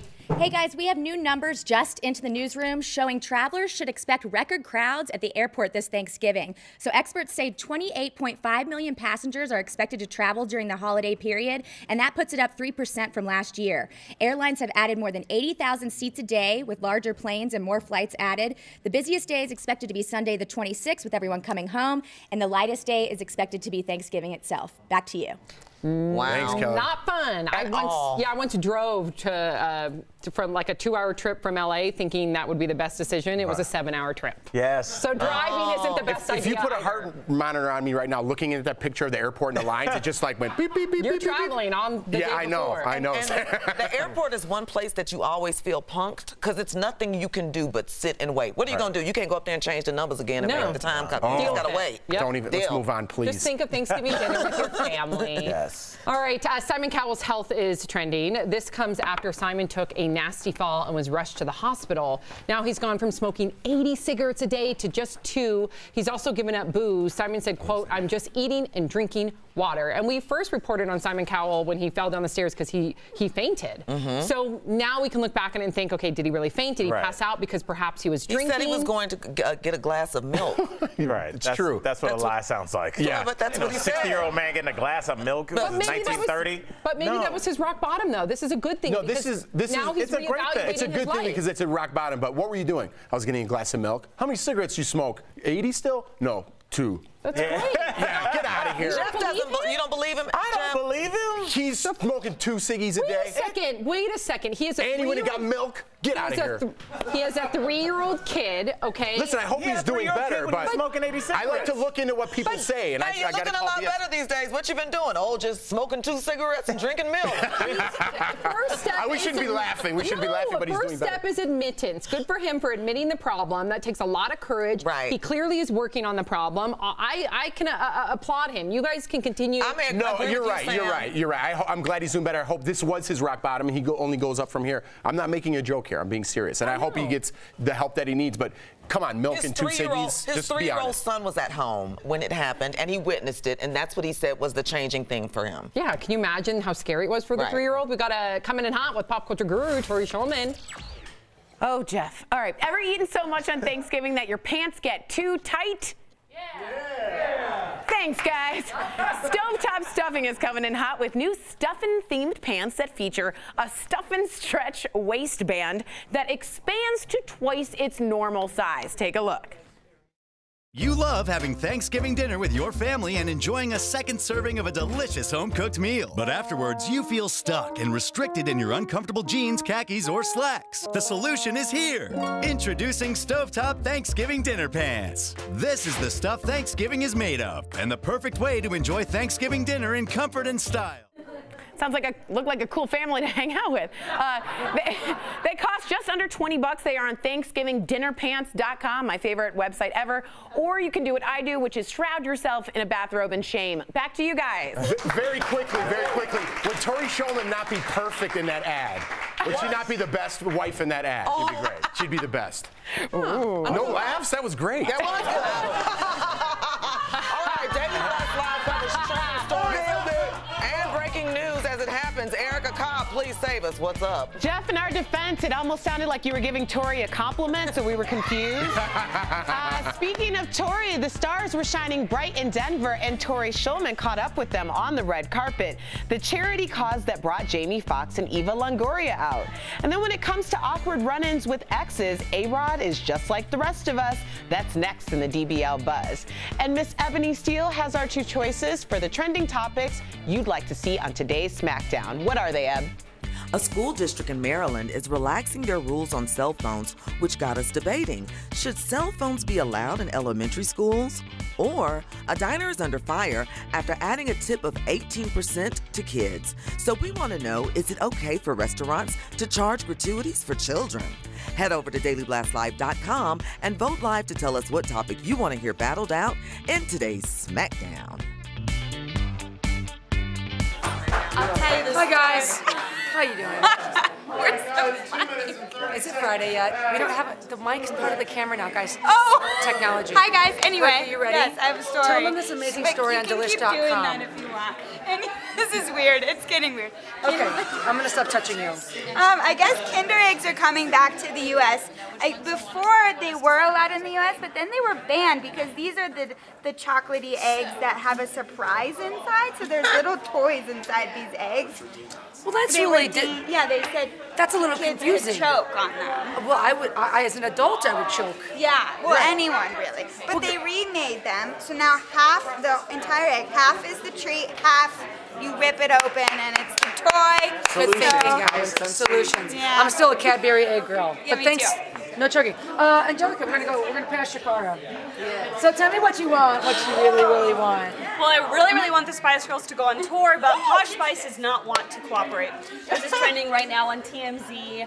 Apparently, there's a UK report out that the Spice Girls are hinting at a reunion next year and a new album, but Victoria Beckham says she wants nothing to do with it. Are you telling me all other 4 are down for it? They're down for it. So this is the musical Sex and the City drama of the fact that she went to it. But honestly, if you were Victoria, Yeah, what do you think about it? You're raising I mean, it's just such a different She has her fashion expectation of your time. She's already running business. She's running a household. She has a husband. I don't know. I mean, that would be really tough. I think it's tough. I love the Spice Girls, but you know, their time was in the 90s. Maybe now it is time And to by move the on. way, I would only come back if I knew it would like kick butt. Yes. Do you know what I mean? That's kind of a gamble. Yeah, I I'm agree. kind of with Victoria. What do you think, DBL Nation? Yeah, Would let us you? know. First of all, if she agreed, would you go to see the show? Would you actually pay dollar bills to go? I would. And I would not. All right, we're split. Case closed. We're split. You have to break the tie. Hi, Leo. Hi, so we got a couple of viewer comments. Wanted to shout out to Danielle Lehman Green here. She said, switching to vaping worked for me after decades of smoking. Then I quit vaping. I did it cold turkey to vape. You cannot use vape occasionally. You have to give up cigs to vape and not go back. You know, a lot of the smoking becomes the habit of the actual action and the deep breathing versus the actual nicotine itself. So it's a great example. We were talking to Rita earlier about what can help. Maybe that's an option. See you guys next break. Awesome. Welcome back to Daily Blast Live, the only live show that covers trending stories live as they happen, no matter where you're watching. It's time now for DBL Buzz. That's the moment in the show where we talk all the hot, trending celebrity gossip that you can't get enough of. Sam Shocker, you ready? Of course I'm ready. Come on now, well, girl. take it away, girl. Come on now, Erica. You know I got the tea. All right, we love these stories so much. We can't stop talking about them. So when we hear Erica say, we're going to move on to the next story, and you guys are the ones buzzing us. So grab your devices and vote now. All right, we're going to begin with A-Rod. He hates running into his ex. A-Rod was shooting a commercial near Bethany Frankel's house. People on set say he would run inside whenever she opened her door. Bethany and A-Rod dated back in 2009. Have you guys ever had any awkward encounters with exes where you duck out? I don't know. It depends on the person, I think, who the person is. Like, I've had exes that I ducked out of, and I've had exes that I'm cool with. You know what I mean? Yeah. So I think if it happens over and over again, there's something wrong with who you're choosing. Well, I don't even remember them dating, denominator. to be honest with you. So maybe there's something awkward there. They said they went out on two dates. That's what Bethany said. So, but what would be a reason that you guys would duck from a chick? Awkward encounter. Right. You know what I mean? Yeah. Well, yeah, that's what we're talking about. No. He's saying like that you guys hooked up. That when it it was supposed to go down, it didn't go down. Yeah. Well, that's y'all's fault. In that realm. Okay. Oh, and I love that our viewers want us to keep going. Sure, we can keep going until we get how many, if you could, can you count on one hand the number of exes that you would duck out of a room for? I can't. No. All my exes, I actually. I'd be happy to see. Well, maybe he might be like, I'm gonna get in trouble. J-Lo's gonna see this, and I'm But out. how could so maybe J-Lo that's what be he's acting like, kind of. I love when Sam looks you never at know me. that. Jealous. I had to keep talking about something. Okay. Cardi B is making big plans for her wedding to rapper Offset. She wants it to be extremely extravagant, her words. Guests have to wear all red, and the bridesmaids will be wearing suits. The 25-year-old is engaged to another rapper, Offset, from Migos. I think it's cool that she's like, okay, I want you guys to be in suits. I like that it's not gender specific. Why are people harping on this? It's her wedding. Who cares? Right, and I mean, you saw the ring that he gave her at the concert. 8 carats. Yeah, this Wow. People don't care about Cardi B. Okay, pop culture guru Tori Shulman with a new trending story coming in hot. Look at Saltiel's face. I'm not sure Sam knows those are fictional bees, right? They can't throw them at someone else. All right, coming in hot, Pop-Tart sandwiches. That's right, a college student created a sandwich out of 2 Pop-Tarts and a slice of cheese in the middle, and the internet cannot handle it. The Iowa State University sophomore tweeted a picture of his sad little sandwich with the caption, "You ain't from Iowa if you never had one of these." Super real. So thousands of people replied already. They liked the tweet, but Iowa natives say the Pop-Tart sandwich is a food monstrosity and they will not stand by the foolish snack. So what do? We eat it. We put it to the test. Let's go up. All right. So just so you guys know, the recipe is kind of complicated. It's Pop-Tarts and cheese. Oh, that is complicated. You know I'm going to try it. You want to try it? Al? You want to try something? Pop-Tart. Oh, gosh, I'm not doing it. Okay, but I do have Al, what do you call What do you call a guy that doesn't want to eat Pop-Tarts and cheese? Salty Al. But what do you call the much younger boyfriend of an older woman? Wait till you hear the actual answer in a test that young kids were given. And come to your screen and take a very close look at these photos from Wonder Woman and Justice League. We're going to talk about why feminists are up in arms. Erica Cobb, the Smackdowns, coming up. That's right, Eb. So go to dailyblastlive.com and vote on the trending topic you want to hear. Is it okay for restaurants to charge a kid gratuity? Or should elementary schools allow cell phones with students? There's still time to vote, so get on it.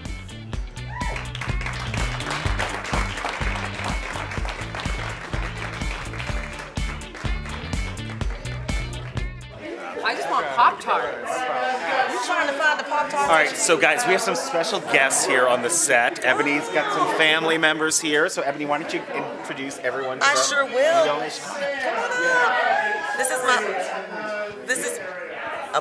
This is my father, and you can call him Mr. Chuck.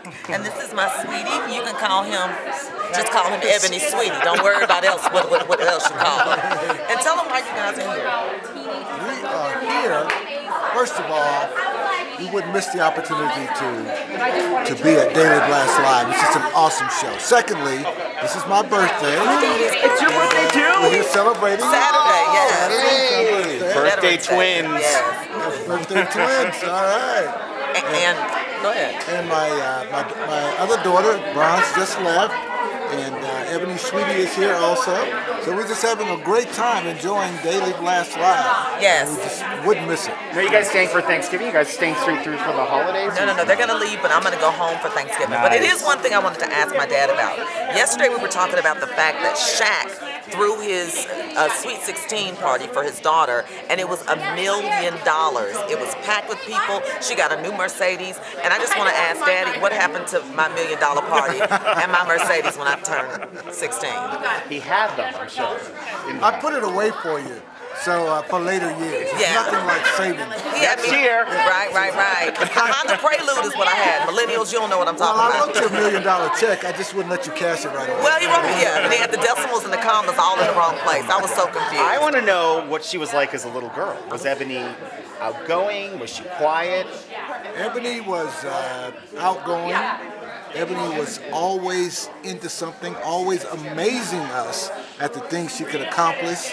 I tell you what, when Ebony got started in something, you could never stop her. So my theme would be Ebony was determined, the most determined person I've ever met. Yeah, my dad paid for me to go to college in mechanical engineering. Then I said, you know what? I think I want to open a dance studio and be on the radio. He was like, are you crazy? But here we are. Supportive parents make amazing kids. Thanks, guys. We'll talk to you next. Love you, DBL Nation. Go, Daily Black Live. Here we go. Go.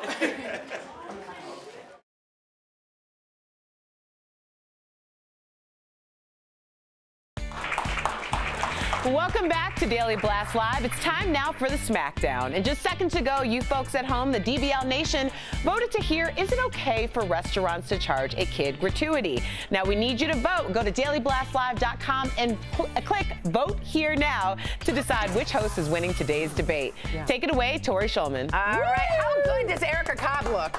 Unbelievable. I'm sitting right here. And Al. Al also looks okay. I look like the head valet. Yeah, you do. All right. A restaurant in New Jersey is adding an 18% tip onto all meals ordered by kids. Now, parents are furious because it's a popular after-school hangout. Now, the restaurant says the charge is because kids don't tip. So this got us debating, is it okay for a restaurant to charge a kid gratuity? Now, here to lead the Smackdown is TV personality Sam Shocker, who has 9 big wins. Only 9. And That's embarrassing. And comedian Al Jackson and Disser, who has 14 wins. So Sam. Can you explain to Sam what double-digit wins is? Oh my!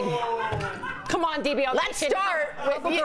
Hey, I'm losing control. Okay. Sam, let's start with you. Okay, 100% should you be charging this 18% gratuity. We're not talking about little kids. We're talking about teenagers that are going there to this after-school hangout to hang out. They're taking up the tables. They're charging up an arm and a leg, and then they're not tipping the servers. I was a waitress for 10 years, and I was tipped all the time by young adults, college kids, teenagers, and at the end of the day, those are my wages, okay? Those are what I live off of. Okay.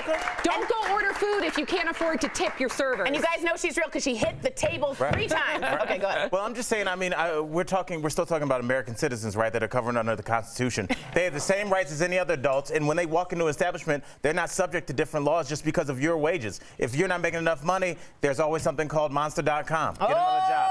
That's not cool. That's not cool at all. There's a trend here with this specific restaurant. If it was once in a blue moon, I would say yes, that's not fair. But there's a trend here where the students and these young teenagers think it's okay. So not only is it not okay, but it's also a learning lesson for them. You don't want them to be growing up as adults and thinking that it's okay to tip your servers. Final thought. You cannot change your policy based on the age, gender, or race of your clientele. That's a slippery slope, and once you start doing that, who knows where we'll end up. Final thought. Wow, you guys, it is 50 to 50. Final thought.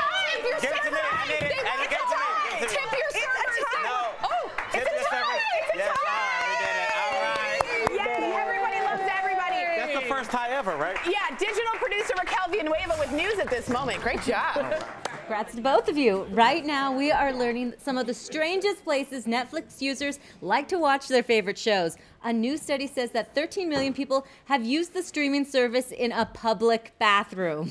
22% say they have cried in public while watching a show, and 37% have admitted to using Netflix at work, which means someone in our studio might be watching Stranger Things as we speak. Back to you guys. Whoa, okay, Raquel, what is the study of how many people are crying in a bathroom while watching Netflix? There's a lot of crying. It's a lot of crying in bathrooms. Oh, I've cried in many. Right, are you a psychopath? Well, good segue. The pop star you're most likely to listen to, plus our own me, hits the red carpet in Denver. Woo, all right. Who are you walking the runway with? I am walking with Eva Longoria. All right, the great cause that brought the stars out next. We'll see you soon. What is this, 4 coming up? Yeah. This is going to be a quick one. Hey, guys, it's going to be really quick. Oh, yeah, that's true. We'll save it for the next one. Okay, cool. Yeah. So Jeff, we just decided, is going to, we've got some surprise guests in the studio that we're going to talk to in the next break. This break's a little short, so stick around. You're not going to want to miss it. There's always people dropping by the DBL loft, so we're happy to have them. Thank you for all the comments you guys have been giving today. It's been a really good day. That was kind of a crazy SmackDown. I don't think we've ever had a tie before. Have we ever had a tie? Was that the first tie? I think it's the second tie. We can't remember when the first happened, but we heard it happen. It did happen. Legend states. Yes. Well, that's great. I think it's great. I think that's And they're like, one more thought. And it just went like this. I'm like, do they both get a point now? How does that work? Okay. If you just went like, I don't know. in the back, and just let it hang. They might both get a point back. We'll have to ask Maureen. Maureen is our executive producer, And she set up the whole charity competition. So do you both get a point? Yeah, we both get a point. Great. So what are you at? I'm at 10, but I don't debate every day. Right. Everyone else does. Sounds like a wow. That was a passive. All aboard the excuse train. I think Sam's asking for a handicap point. No, you're not. You're way ahead of me. Who's? All right, well, stay with us. We're going to, like I said, Jeff's got a special interview after, and you're going to like it if you've been watching the show. So we'll talk to you in a bit.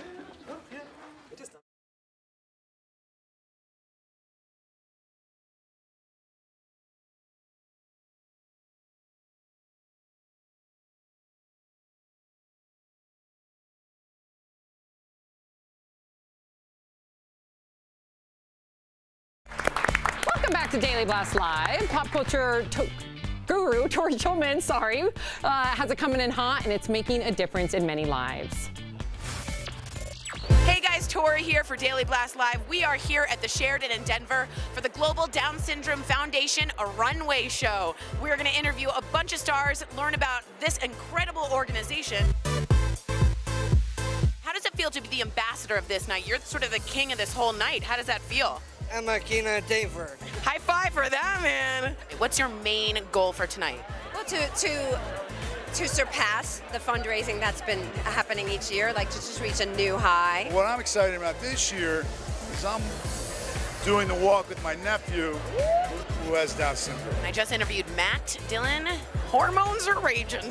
We don't know who this guy is. He's not really a celebrity at all, but we want to talk to Deandra. I'm really proud of my brother and I'm proud of myself. To see her dancing and having a good time. I know Jamie can't dance.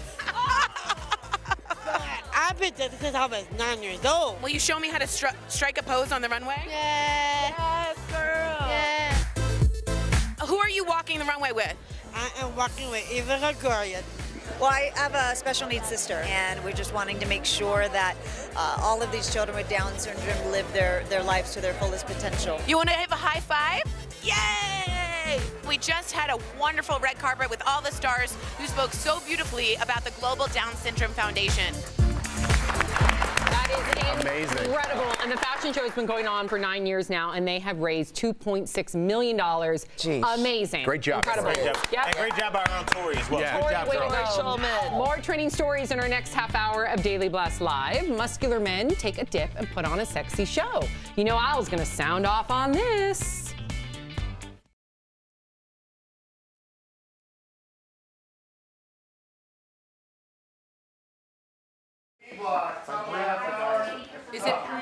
Is it Al? Yeah, and I got to do Al sounds off. So, and that, we'll do it the next yeah. Hey guys, so we're going to get ready for Al Sounds Off. No, I think it's trending. Is it Al or trending? It's trending. Trending. It's trending.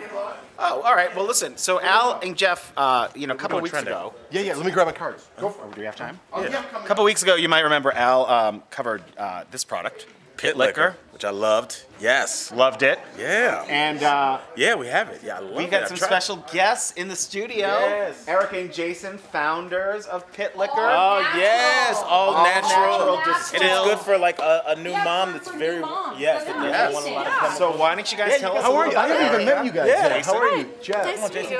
Jason, nice to meet you. Jeff. Yeah, tell us a little bit about this. Yeah, so this came about as a result of me being pregnant and wanting to have healthier stuff in our lives, so we turned to whiskey. Yes. Naturally. As many do. Yes. Let me ask you guys, how did it get here? Because we saw the video, we were going to do the segment, and then Al went in the break room, and it just happened to be We there. were driving by and we thought we'd drop some off downstairs, and they said they'd bring it up to your break room. Aren't you happy you did? Yeah. And your It worked out personality is so timing-wise nice. incredibly. Yeah. That's great. It's I love amazing. it. Yeah. So Yeah. I used it for the first time last weekend. I'm loving this. And you said there's like you have a new Kickstarter? I wouldn't say flavor, but new Fragrance, yeah. fragrance coming out? Yeah, we've got rum coconut, and we also have unscented vodka for those suave spies that don't want to Rum be coconut. detected. Where'd you come up with the name? Just, I don't know. Like me, one of yeah. those, like pit liquor? All We right. kept like coming back to it. We're like, that's a weird name, but I like it. And really quickly, how can people get a hold of some pit liquor? Kickstarter Unless they right work now. at DBL. Right. Kickstarter right now, and then go to pitliquor.com after the holidays. So. All right, we'll chat with you guys more later. Thank Great you to meet so you much. guys. Thank you. 5 seconds to bat. 3, 2.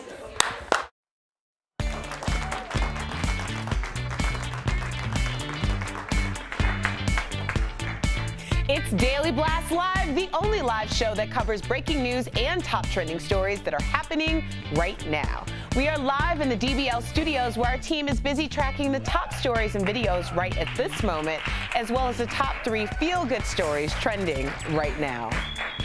Vanity Fair has just named its editor-in-chief, and for the first time in the publication's history, a woman of color is taking the helm. Congrats to you, Radhika Jones. Hamilton creator Lin-Manuel Miranda is using the hit show's London premiere to fight climate change. Donors to environmental charities can be entered to win a double date with Miranda and his wife to the show's opening night. And last night was Jimmy Kimmel's birthday, so celebs read him some of their favorite mean tweets about him. Check it out. This is going to sound fantastic, but I forgot Jimmy Kimmel's name. So I Googled ugly late night talk show host, and I got him top link. Jimmy Kimmel is not funny, neither is David Letterman. I'd have to go along with both of those. Who doesn't love mean tweets, especially when they're not about you? Sam Shocker, take it away. Thank you so much, Erica Cobb. Joining me is media maven Ebony Steele, everyone's favorite Big Brother Jeff Schroeder, comedian Al Jackson. Justice League opens this weekend, but people are talking about the Amazon warrior costumes. Here they are in Wonder Woman, designed by Oscar winner Lindy Hemming, a woman. And here are the same Amazons and their new costumes for Justice League, designed by Michael Wilkinson, a man. Now, looking at the costumes side by side, it's clear that one is skimpier than the other. One of the stars of both films, Connie Nielsen, even addressed the difference last night on the red carpet. Well, they're different different costume makers, and I think different visions, and I think it's really exciting to get to explore as many different angles of this. As I said, we also went through very different time periods. Interesting. We want to know your DBL take because a lot of people are taking sides on social media. Head up dailyblastlive.com, vote now. Are the new costumes just a different vision, or are they truly a skimpier version? Let me jump off of what she just said. It's a different time version. And guess what? We're in a different time right now with everything going on in Hollywood. I really don't think this is that appropriate. I don't think it's appropriate right now. You don't think it's that's interesting. I mean, I feel like if a woman had designed the latter outfits, they would be seen as empowering and showing off how strong the female physique could be, but because it's a man, I feel like it's supposed now it's like it's disrespectful to women. I think they look great. I think they look powerful. I don't even see it as a sexual thing. I see it as like they look like strong women that are going to defend whatever fake planet they're on. I completely disagree. I don't think it has anything to do with the man or the woman, the designers. Maybe it does. Yeah, it's not what I'm focusing on at all. I'm focusing on, and I think it's empowering. And we usually see. I'm really trying to understand because we usually see eye to eye on this type of thing. What is the difference? I'm trying to explain it. So I think that women, listen, women. They are, I think just because you say that a woman is dressed less is not a bad thing. I think women can be comfortable and confident no matter what they're wearing, but in this case, I don't think that these Amazonian women need to be dressed in little bikinis. They're strong, they're powerful. It takes nothing against their womanhood. I think that the outfits that they wore before are more functional. They are warriors. They need to have chest plates. They need to have actual warrior armor on them. If you're talking let about alone the armor, mosquitoes in the Amazon, you can't be wearing that. But also, if you want to get into a conversation about armor, that would slow them down. The more armor that they have, but them covering up their vital organs, which is where their heart is, to take a hit in your midsection is less dangerous than taking. I don't even know about that. But my thing is, if we're looking at, if I was going to see this other movie, I wouldn't want them to be dressed in the same costume as they were before, whether it's skimpier or not. Beyonce and Destiny's Child, her mother was their, what do you call it, stylist. Sometimes they're skimpy, sometimes they're not. But whatever. We're not talking about Beyonce. We're talking about these actual warrior women fictional that need but people mimic these characters. That's the other thing. costumes were just as sexy, and I thought the women looked beautiful. And again, this isn't even about sexiness. It's about functionality. Did you feel this way when the 300 came out?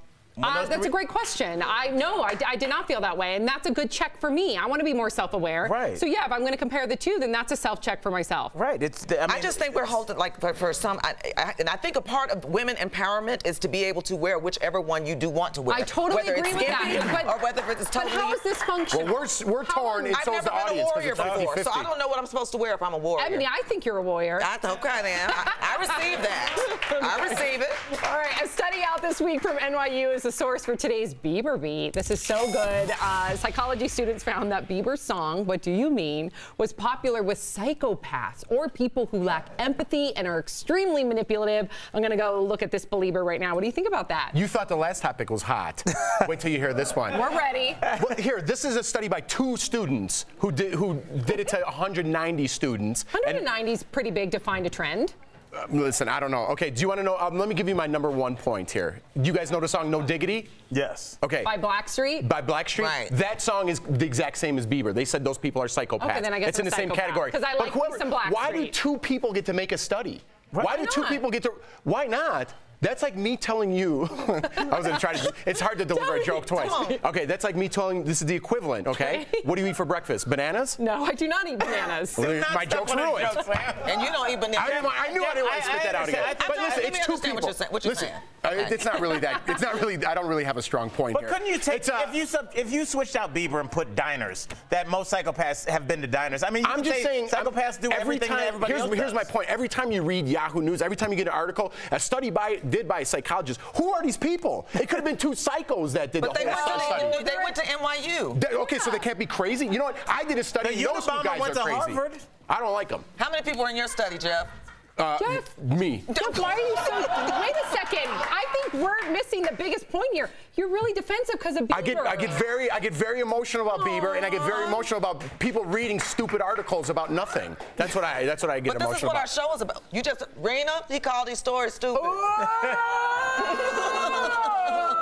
Write an article about it and let me know. That was the longest ooh I think ever. That was amazing. Good job, DBL team. That was a terrible segment. I apologize to our viewers. I hope you're still around. Don't take it back. No. Yeah. All right, we're going to move on to Meghan Markle. She is sparking serious wedding rumors right now. Deadline Hollywood reports Meghan is leaving the show Suits after this season. Does this mean wedding bells for her and Prince Harry? Rumors are that she needs to quit the show if the 2 get married. Ebony, why does she need to quit the show? Why can't she still have her career? Or do you think she wants to focus on being a princess? I think she wants to, focus on being a princess. But then, I mean, just think about the word you just said. We're not talking about, we're talking about a real princess. And if she wants to commit to him and commit to that lifestyle. Is there such a thing as a real princess? Yes. 7? No, I'm not 7. There's no such thing as a princess. I love how fired up Can we grow up with this and stop talking about princesses? She's going to get married and she's going to be a princess. Yeah, it's still not a princess just because she calls herself that. We're not talking about a Disney She's a human being. There's no such thing as that. Then I'm the king of the show. That happens to be the. You are not the king of the show. All right, give me a crown because I've decided I'm a king. You have on a valet What makes jacket. her a princess if I'm not a king? Why can't I be a king? We're going to call you King Why can't I Al. be a king? Okay, fine. Then my point's taken. Then keep talking about this princess. And to your answer, Sam, why I think she's going to be a princess is because she wants to commit fully to her husband. Philanthropy. Yep. And if I was going to be a princess too, I'd leave suits, dresses, skirts. What's the name of her show? Suits. I'll do whatever I need to do to be a good princess. That's a good point. Oh my God, Ebony won that one. Good job, Ebony. Okay, good job, producer Cal Villanueva with news at this moment. Right now, organizations are working to change how Latino characters are portrayed on TV. The nonprofit organization Opportunity Agenda analyzed the TV shows between 2014 to 2016 and found that 50% of Latino immigrant characters were criminals or committed a crime. Another organization called Define American has been working with networks like NBC and Hulu to consult on how new characters are depicted.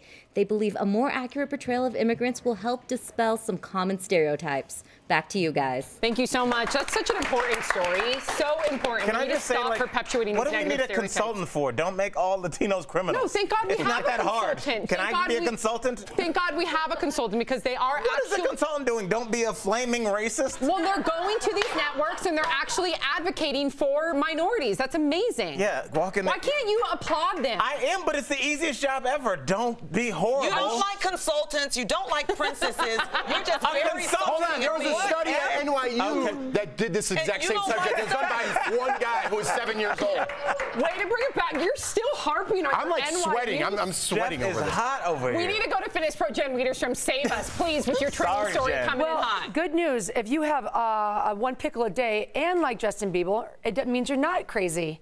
So there you go. There you go. Thanks, Jen. And I messed up his name. It's National Pickle Day. So it's time to celebrate all things dill. You can eat them plain, like I'm doing right now. You can slice them. You can deep fry them. You can put them on burgers and even cupcakes, which we did try in DBL, and I don't recommend it. Anyway, have you ever heard a good pickle joke? Well, our very own Tori Schulman had to try. Hey, Sam, why are pickles in sandwiches so polite? Because they're so well bred. What's your day like? Well, make like a pickle and deal with it.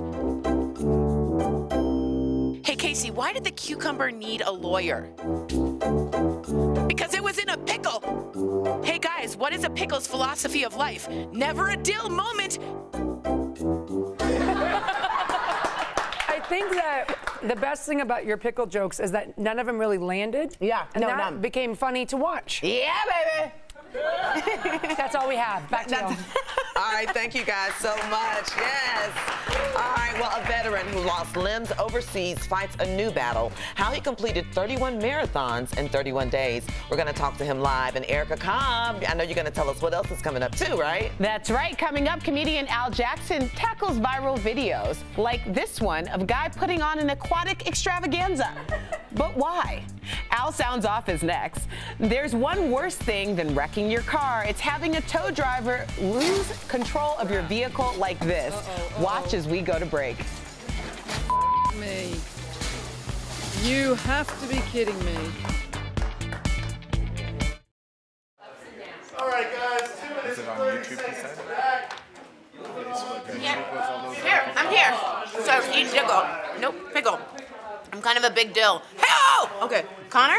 He's actually manning your comments, but we'll start off here. Here we go! So, everyone thinks of Paris as the city of romance and the city of love and where you really want Je to t'aime, travel. baby. But Internations just reported that is the worst city for people, expats specifically, to live in. So they were ranked lowest on the 2017 list. They ranked friendliness, affordability, and general happiness in that city. So Paris is a no-go. I mean, if you're an expat, I think it's an issue with locals having an issue with expats coming in.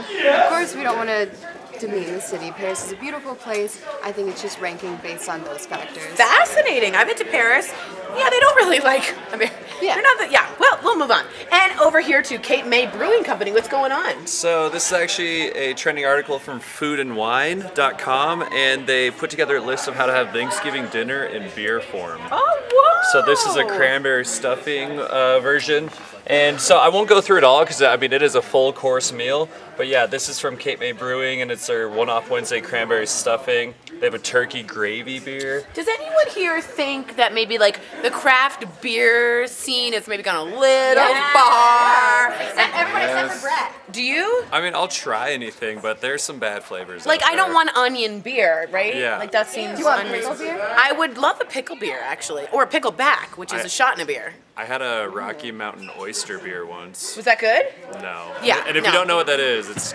Don't try it. Yeah. All right, we're going to Connor with some comments. Connor with comments. What do we got Yeah, here? so people are talking about pickles. Oh, nice. So Annie Bloom, she says, OMG, why, Tori? No more pickle jokes. They were not good. They were clearly not good.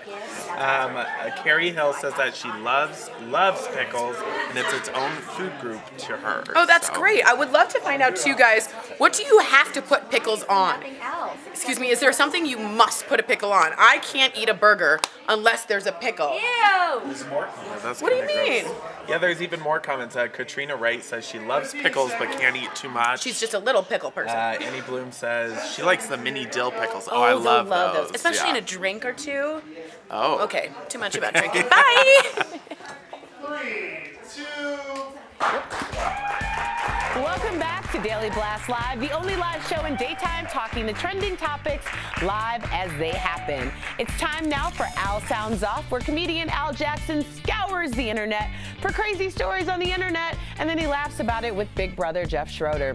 That's about right, guys? That's how we do it. You nailed it, Erica. That's right. Love Erica. What's up, brother? How are I'm you? here with comedian Al Jackson, everyone's favorite segment, Al Sounds Off. And that's right, Al. We find videos and we nail it and we make people Jeff, laugh. usually you're the one that finds the videos. I told you, I was like, I have a video for you. I thought about Baby Lawson, your little man. Is he about ready to start learning about the seasons? Winter, spring, summer, fall? All right, well, how about we let the Japanese teach him? Check this out. Sounds good. All right. Or maybe not. Yes, whatever that word is. Check this out. Now, these are the seasons presented to the kids, but in a very confusing way. Like, Jeff, what seasons do you think this is? What season do you think weird six-packed flying butterfly is? I don't even want to guess. All right, well, I'll tell you this. The old Asian crab dealer, that's winter. So work backwards from there. So fall? I feel like we're going to scare Lawson with this. Let's keep moving. This is weird. You might know the seasons more than me. All right, summer's over, Al. Great shot. But people are still having fun in the sun, right? Let's check it out. Always. Strange. Weird. And finally, super weird. I love this video, Jeff. And I just want to tell every woman watching this, this is what happens when you guys bail out on our pool parties an hour ahead of time. All right? It ends up just 3 friends doing weird things in the pool. And I know, Jeff, you're like, Al, how did your screensaver get on there? And I'm like, Jeff, stay out of my business. Let's go to the final video. All right, Al, we love basketball, right? I love Big basketball guy. Yeah, and Jeff, I know that you like basketball video games. Let me just ask you, do you like fast-paced NBA action?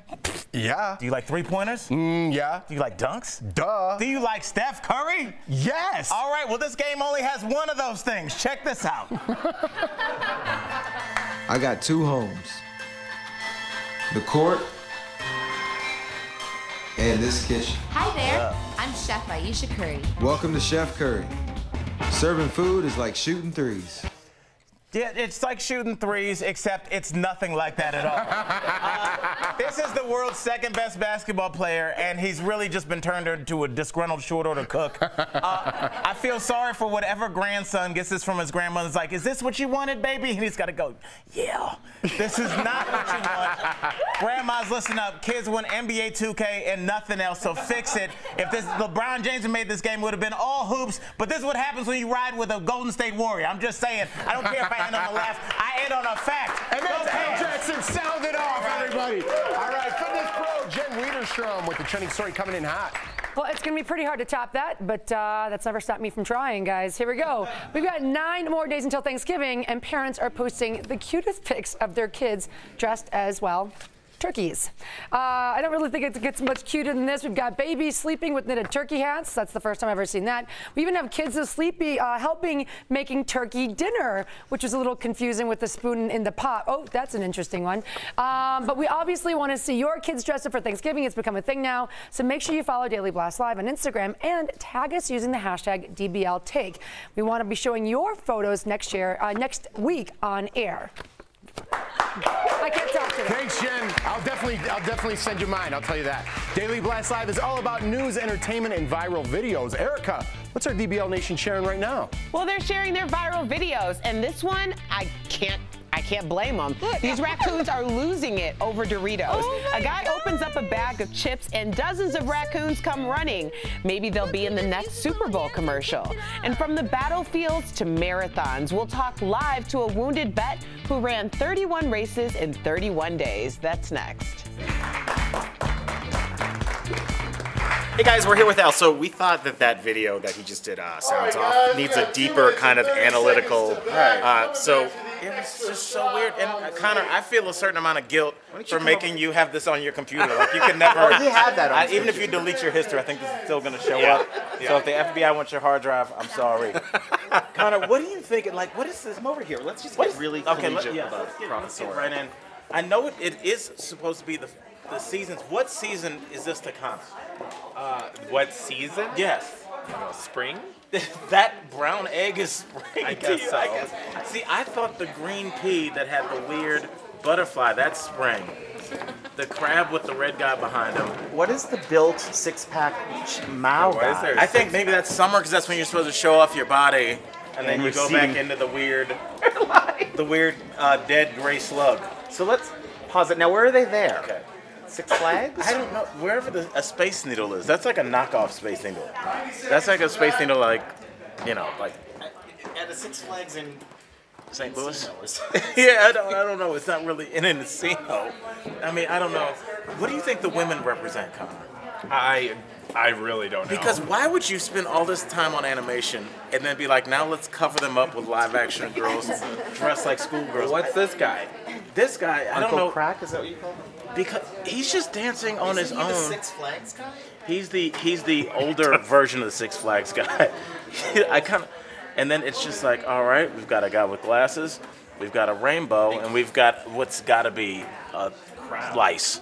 I mean, that's got to be lice. There's nothing else. He's not making any face. He's just like, look, this is, See, he's still lurking even at the end in the background. Maybe he just shows that everyone can do the dance. But Like he all wasn't ages. really doing the dance. He was kind of doing it. I think he might have just shown up on set. Yeah. He just was on the set. You guys analyze this. I got to run. So I'm sorry, Connor. This will never happen again. Thanks, Al. I'm gonna clean my browser history. Please do. We want to know what you guys think. Break this down. Particularly the P, who looks a little bit like Kevin Spacey. So I'm just going to put that out there. So give us your take, and we'll talk about it in the next break. Thanks, guys.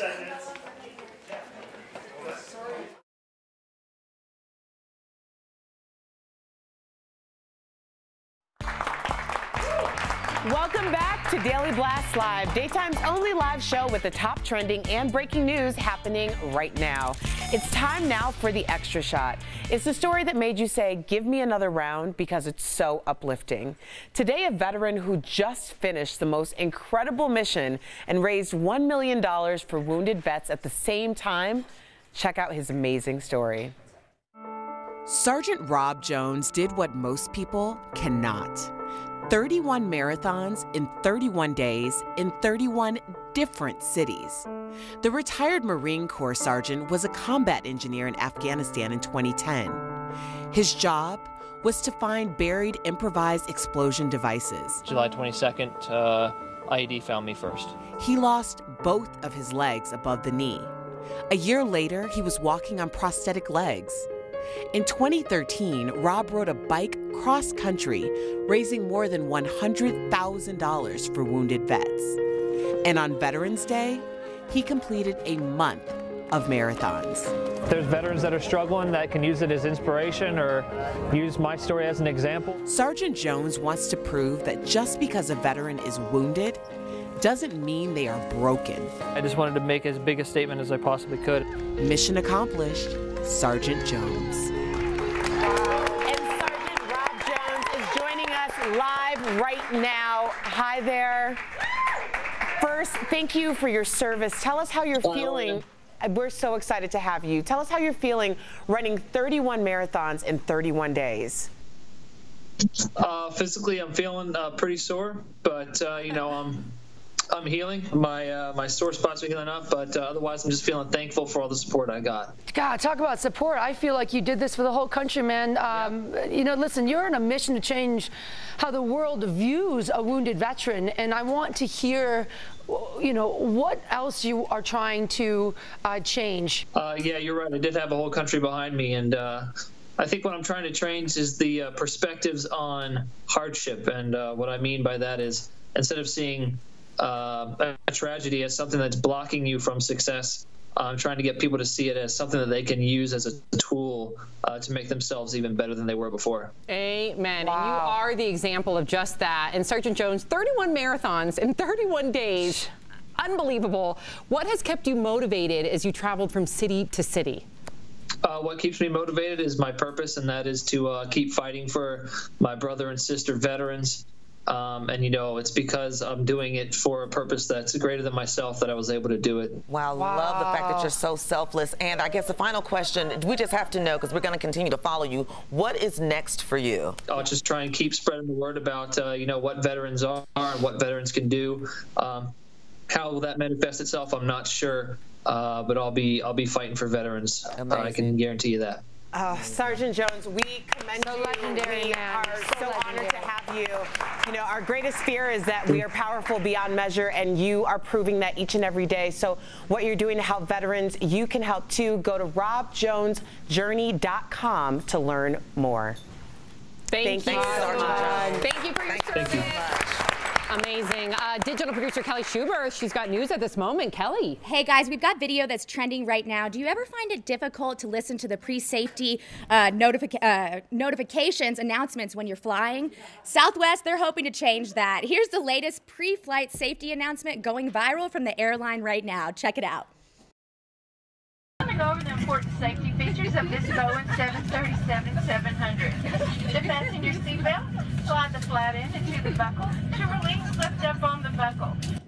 Hey, we could all add a little sass to our day, right? Back to you guys. Yes. That is genius. Making people pay attention. Yeah. I grabbed your attention, huh, girl? Well, not okay. Thank you, Southwest, for some smile.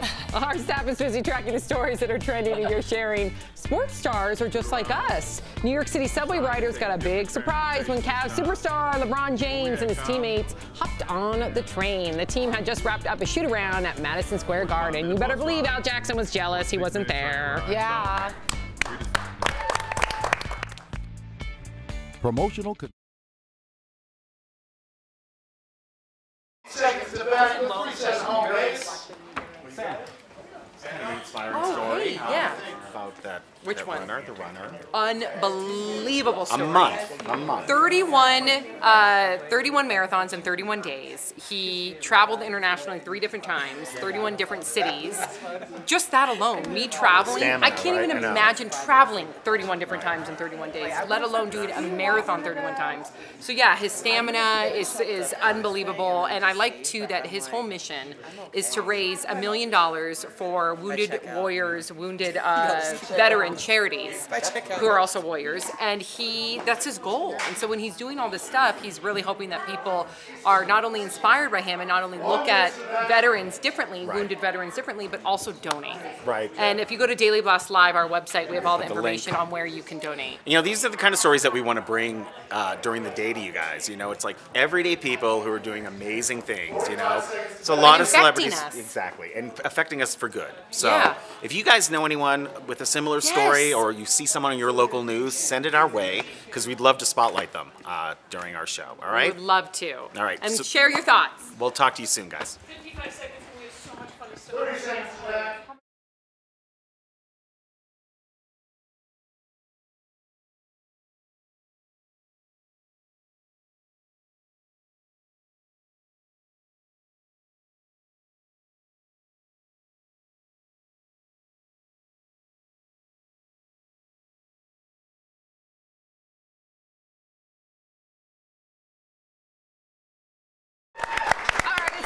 Take a look at some funny moments from the show. We never know what they are. Then I'm the king of the show. That happens to be the. You are not the All right, king give of me the a show. crown because I've decided I'm the king. Give me a crown because I've decided I'm the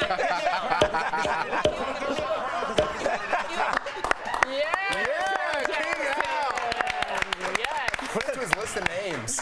And I guess you were right, because if you can't be a princess unless you're actually born into royalty. Yeah, so- Okay, we have another one. Don't gloat too much. And don't act like I knew that. It's Pop-Tarts and cheese. Oh, that is complicated. You know I'm going to try it. You want to try it? Ow. You want to try something? Pop-Tart. I'm not doing it. Okay, but I do have a. Ow. What do you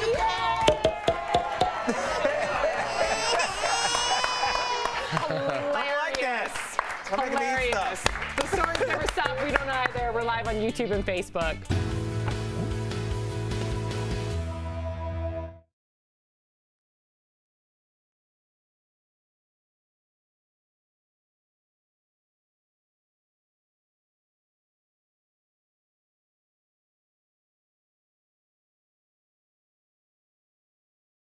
Oh, Brooke's gonna go print cards, so we're switching from hour 2 to hour 3. This is with Jen Wiederstrom, Tori Schulman. They take to the table. Jenny, excited about the show? Always, always. Always. Well, and because, you know, we obviously are live previous, and so I hear opinions, and I find myself shouting at the TV, like my computer as I'm watching at the stage, and I'm like, wait, I'm not on yet? Well, I think you guys Save bring it. a whole, like, that's what's so cool about hour 3. It's like, now it's like a whole new set of opinions, and you That really have been simmer. chomping at the bit. I mean, especially the three of us girls. Like, Jeff's already had the chance to kind of live through it. Like, between Tori Cobb and I, we go bananas. It goes, yeah, so they Yeah. come fired up with they got opinions. So let's see if you agree with them or not. Stick with us this hour and let us know during the show. You know, all these monitors that you guys see on the show, these are all you ever hear asking nicely? different threads. Yeah. All your questions. Whether it's an email or whether it comes from YouTube or whether it comes Thanks, from brother. Facebook, we drop them all in here, so they have, you know, they have them in front of them at all times. You know, it's hard during a live show to always cut in, but what they don't get a chance to talk about, we hopefully bring up during the break. So it's really important for you guys. They can see everything. They're watching you guys. So if you've got an opinion as Jen's giving hers, send it to us, and she'll have it in front of her before she even finishes. So that's the beauty of it. See you guys in 30 seconds.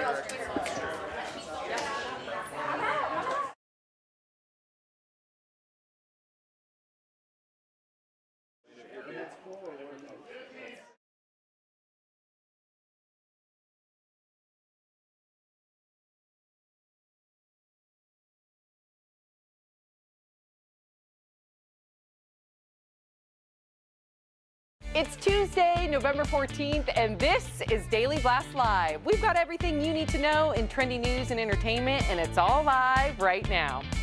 Has Simon Cowell been scared straight? He says he's ditching his bad habits after he almost broke his neck last month. The struggle is real in today's Top 5. We're going to talk live to a double amputee veteran who is making headlines for completing 31 marathons in just 31 days, just in case you needed a little motivation. Meghan Markle is leaving the TV series Suits after 7 seasons. But why? Could it be that she's about to become a royal princess? Should we ask Prince Harry?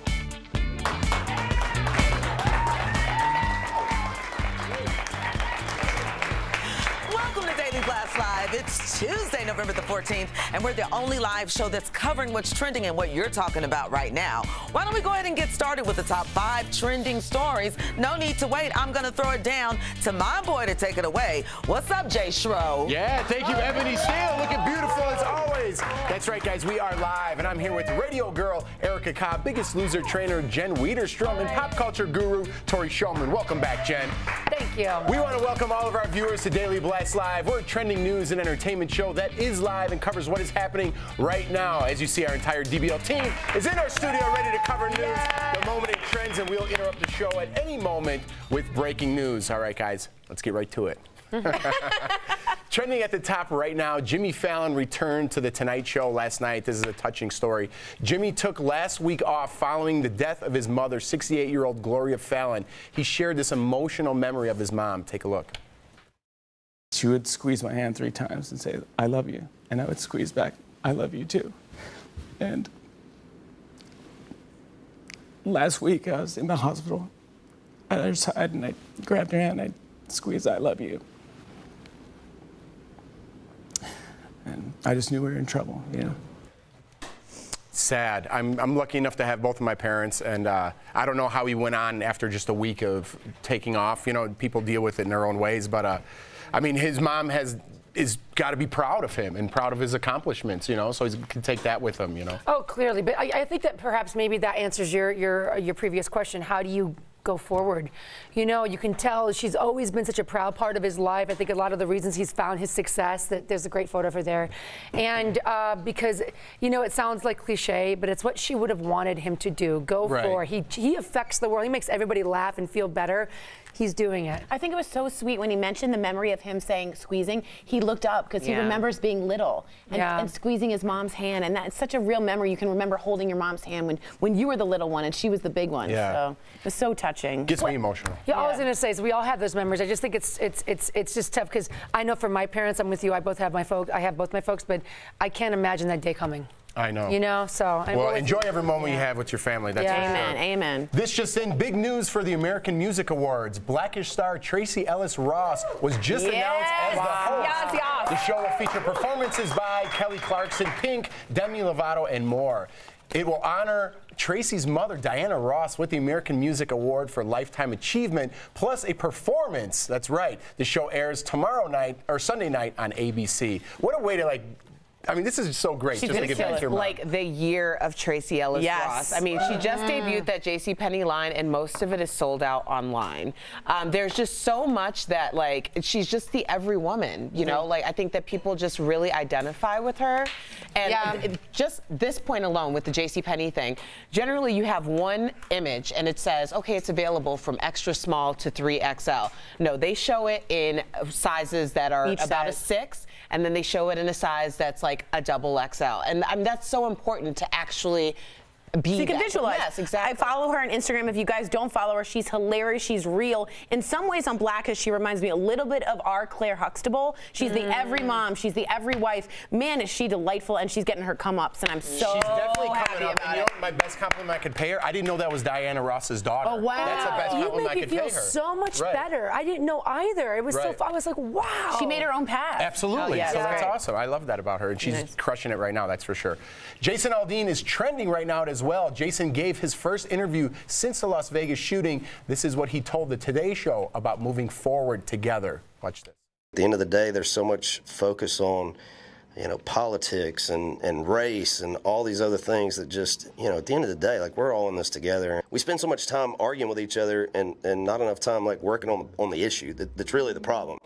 Say that to Congress. Say that 100 times before you go out in the morning because he nailed it. I don't have anything to follow. You know, with it's so funny. When I was listening to that interview, I'm like, God, that is what Jeff says any chance he gets. You do say that. That's the message. Like, come together, work together, be better. That's it. I mean, it's that simple, but it's hard for everyone to do that. It's hard. Well, it's hard, and I think that the reasons why it's hard should also be respected, but I do agree that it's really important that we stop and put our differences aside so that we can actually come back together as a human nation, which, just to be honest about it, has never happened. So it's not as though this is something that we're returning back to. But I think we're coming to a breaking point where it's now or never. We're so polarized, it's going to break. Right, and we need to come together. Nice. All right, guys, digital producer Kelly Schubert with news at the moment. Kelly. Hey, we've got new numbers just into the newsroom showing travelers should expect record crowds during the Thanksgiving holiday at airports. So experts say 28.5 million passengers are expected to travel during this holiday period, which would be up 3% from last year. So airlines, they've added more flights, more than 80,000 seats a day with larger planes. The busiest day is expected to be Sunday the 26th as everyone heads home, with the lightest travel day expected to be on Thanksgiving. Back to you. Thank you for making my blood pressure rise, Kelly. I appreciate that. stressed. I instantly, when I saw those crowds, I instantly wanted to yell at somebody because I knew I was going to get it from an agent. Exciting news. You just said you got TSA pre-check. I did get TSA pre-check. We'll see how that works out. We'll see how that works out. High five for TSA pre-check. I love it. It's going to change your life. Jordan got it too, right? Yes. Okay. Like, you can't, you can't leave her. I'll see you on the plane. Yeah, have fun at Sbarro. Had to do that to me one time, and I've never let him forget it. He had global, and I didn't. I had to stand and wait in line. No, man. Yeah, that was a bad flight for him. Our manager was going to make it that day. Brave move, my man. Brave move. All right, Simon Cowell's health is trending right now. This comes after Simon took a nasty fall and was rushed to the hospital. Now he's going from 80 cigarettes, that's right, 80 cigarettes a day to 2. And he's also give up booze. Simon says, quote, I'm just eating and drinking water. Like a normal person. I mean, if that's true, that's an incredible change from 80 cigarettes a day. We did the math, 1 per every 20 minutes, not including sleeping. Right. So it's like, I don't know how he's just gone from vodkas and 80 cigarettes to nothing. I'm going to tell you, he's not going to go. Okay. Yeah. When it comes to human behavior, if you quit cold turkey, there's research done here, but you only have a 3 to 5% chance of success rate. That means starting a new diet, cold turkey, anything. So I'm worried for you, Simon. I'm worried. I just look into this a little bit too much. When he's like 80 cigarettes, you're like, how many cigarettes did you have today? 2? You know what I mean? It's like going on a date. I hate to compare this, but how many people have you been with? 2. You know? Well, what's the math on it? It's times it by 3 for women and then divide it by 3 for men. Like, how does that go? Yeah, I don't know the Siggy math. The Siggy math. I wasn't talking about the Siggy math. I know you weren't. I know you weren't. But you know, if he is older, he is a young child. If he wants to get healthy, what could he do to help? Yeah, I mean, the reality is you gotta do it step by step, day by day. So oftentimes, if you know you smoke for like in a stressful situation, call a good friend that's an accountability partner. Put in a 20-minute walk instead of the 2-minute smoke break, something like that. Find replacements to manage those stress portals. That's cool. Awesome. All right, TV personality Sam Shocker with the new trending story coming in hot. Thank you so much, Chef. I think you were projecting on that last story. Okay, ever eaten so much on Thanksgiving your pants get too tight? Stovetop stuffing is coming in hot with new stuffing-themed pants that feature a stuff and stretch waistband that expands to twice its normal size. Take a look. You love having Thanksgiving dinner with your family and enjoying a second serving of a delicious home-cooked meal. But afterwards, you feel stuck and restricted in your uncomfortable jeans, khakis, or slacks. You try to unbutton your pants for relief, but they're too tight. You're trapped. Stop the frustration and the embarrassment. The solution is here. Introducing Stovetop Thanksgiving Dinner Pants. Yeah, those are called maternity pants, and I can't wait to wear mine this Thanksgiving. They cost just under $20 on ThanksgivingDinnerPants.com. Back to you guys. Okay, this ad is like as bad as the Shake Weight ad. I got to be honest with you, Tori Shulman would crush this ad. I'm saying that in a compliment way. If I was a casting director, you would be in there. All right, Daily Blast Live covers trending stories. See, you nailed it. Breaking news as it happens. Ebony Steele, what's coming up? I'll tell you what's coming up, Jeff Schroeder. No, I'm not Diana Ross. I'm Ebony Steele, but I'm channeling my Diana Ross because she will be honored this upcoming weekend. And the stars were shining bright in Denver. Our own Tori Shulman. She was on the red carpet with the likes of Eva Longoria and also Jamie Foxx. And when it comes to running into your ex, what about A-Rod? Seems like he's no different. We'll be talking about that in the DBL Buzz. But I have your choices for the Smackdown. A school district in Maryland is relaxing their rules on cell phones, which got us debating. Should cell phones be allowed in elementary schools? Or a diner is under fire after adding a tip of 18% to kids. So we want to know, is it okay for restaurants to charge gratuities for children? Head over to DailyBlastLive.com and vote live to tell us what topic you want to hear battled out in today's Smackdown. Hey guys, it's Jason from Digital, and I think I have Bavita crackers on my jacket. 2 minutes, 30 seconds. So, back you know, we're going to talk DBL Buzz. to someone. Brooke, are we? I forgot we're doing the stories. So we're doing stories, but we forgot to set the camera up over there. So we're gonna walk over toward. I'm putting the Pop-Tart in for the next segment. If you want to watch. No, we'll talk about the Pop-Tarts. Oh, Brooke. Yeah. Tell us about the Pop-Tart sandwiches. Yeah, so the next block you'll see this. It's not looking very appetizing right now, but I had it earlier and it was delicious. I think they're delicious. Jason liked it. I hated it. Angelica's actually feeling kind of sick now because she ate. I gotta tell you, like, I'm pretty sure the ingredients of a Kraft's American Single and a Kellogg's Pop-Tart are probably really closer to the same than not. So when they fuse together, it's kind of like a grilled cheese with like strawberry jam on it, which it's not good. It wasn't bad. It wasn't bad. I've had much worse things on this show. Any college student can tweet whatever weird foods you're eating because you're on a really small budget and you'll be famous. So That's true. We'll put you I on mean, TV. next to ramen, I mean, this is a step up from ramen, right? Sam, Yeah. did you like this? Oh, I would eat the Pop-Tart, not the cheese. Yeah. I'll tell you, if they I made love Pop-Tart, I'm going to tell you something. If they made a fig Pop-Tart and you put a little brie cheese in that, that would change your thought. That's a fancy word. Maybe. I'm just Big a Pop-Tart. Pop-Tart, Keep it simple. some brie. So don't chew. Get back to me on what Don't you bite guys this. think about that. Don't bite You don't need the sprinkles, though. I That just like doesn't the really Pop-Tart. add anything. So stay tuned with us. We're going to do some stories in the next pod because I forgot what break it was and we didn't get over there. So we're going to do that next. Okay? Thanks, guys. Same landing strip. Yeah. I think it is the same. Hey guys. Welcome to Daily Blast Live. We're covering all kinds of topics. Today, anatomy. You're not picking up audio.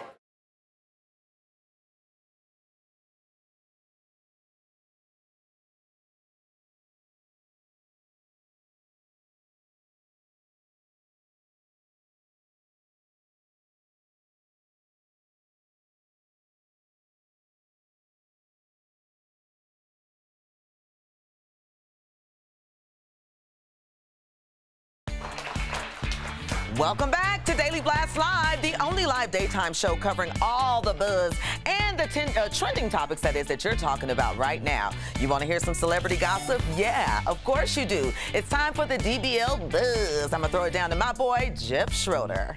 All right, thank you so much, Ebony. That's right, we love these stories so much, we can't stop talking. So when you hear Erica say, and see the bees buzzing them around, we'll move on to the next story. All right, but you guys are the ones buzzing us, so grab your device and vote. You ready? Here we go. A-Rod hates running into his ex.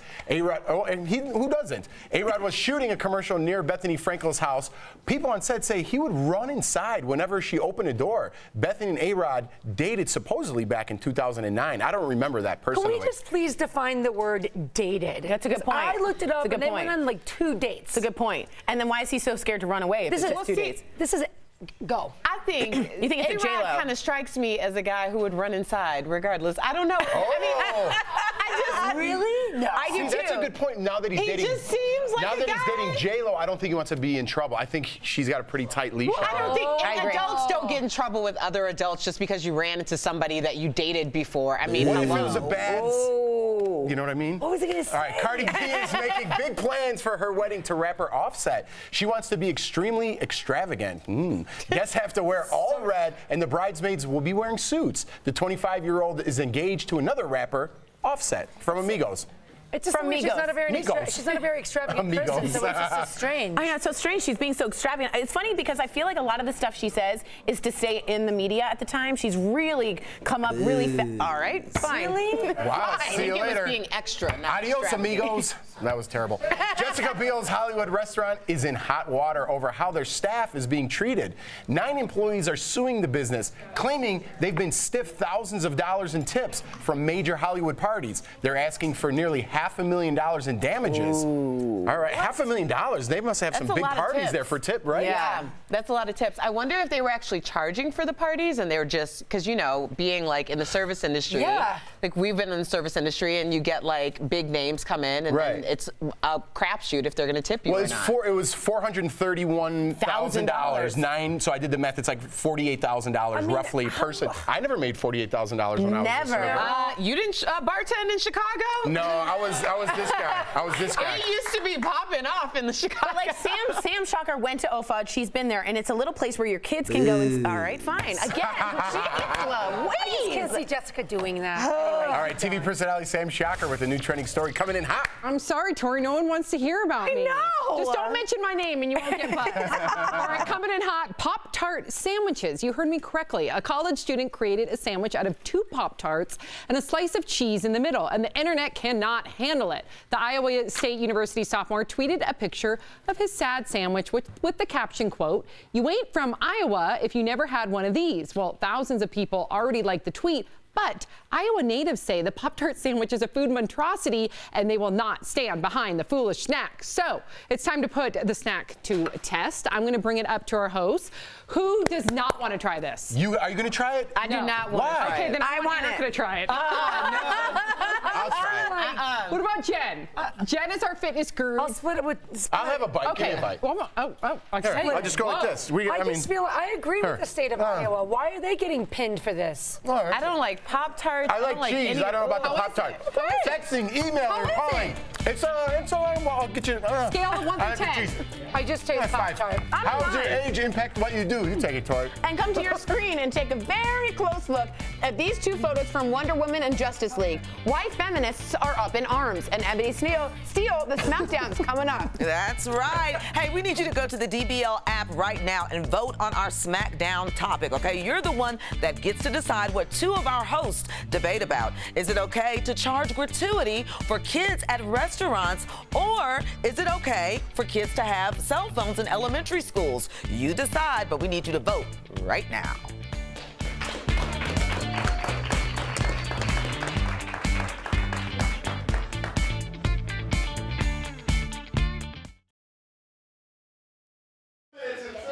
Hey guys, it's Connor Ashley from the digital team. We're hanging out in the digital lounge right now. We're tracking the top trending stories that you guys are talking about. First up, I think we actually have some Mindy Kaling news, her popular show, The Mindy Project. We have some news about that. So let's go over to Brooke Way and see what she has to say. Sorry, I forgot you were over here. I'm just screaming. Oh, it's okay. It's about the Pop-Tarts. Oh yeah, how were the Pop-Tarts? There was not enough cheese in that last Pop-Tart. Okay, so we need to get you some more Kraft singles or what? Yeah, more cheese if you're gonna do that. I had way too much Pop-Tart. Oof. I made that one. It was the worst of the batch. Hey. No, to be honest, you Jeff is absolutely right. I was looking for Tori. Of course she's in front of the camera. Let me tell you my secret. Yeah, what is it? She made the good ones. I messed that up. You toast these on about a setting of 4, right? There's a recipe. Once they're nice and golden around the edges there, you take them out, place them on a plate, 2 slices of Kraft. That's where it is. singles, That's where it is. Double the cheese, rip it in half, get it nice and neat around that Pop-Tart. And you also got it right on the corner, so right it's on spread the, out. Yes, You know what I mean? Smack that second one on, put those puppies in the microwave for an additional 10 seconds to get the cheese, you know, the melting going on there. And what color should the Pop-Tart be? Is it a medium rare, a rare? Is it a golden tinge? About a golden tinge. Okay. You want a golden tinge. That's when you know it's safe to remove them from the toaster. Okay. Get those cheese, like I said, rip the slices in half, get them nice and neat in a rectangular format. Listen, for disgusting things, presentation is key. Well, here's the thing. So you said you need to melt the Kraft singles, but I don't even think Kraft singles melt. They're not actually food. They're like a plastic The pasteurized food product does melt. No diss to Kraft. I'm sorry, I'm not trying to diss you. Now, here's the question. Would you feel it was less gross if we used a different Pop-Tart flavor? Oh. Yes. There we Like, go. what Pop-Tart flavor would We you use prefer? strawberries for this. That's interesting. I wouldn't have minded it. How about cinnamon? How about cinnamon with some brie in there? There we go. Oh. We're dressing it up. A little rosé all day, and I'm on board. Right? That's good. That's great. What Pop-Tart would you guys want with your Pop-Tart American recipes. Get to me pasteurized? so I can read them in the next break. Give them to me.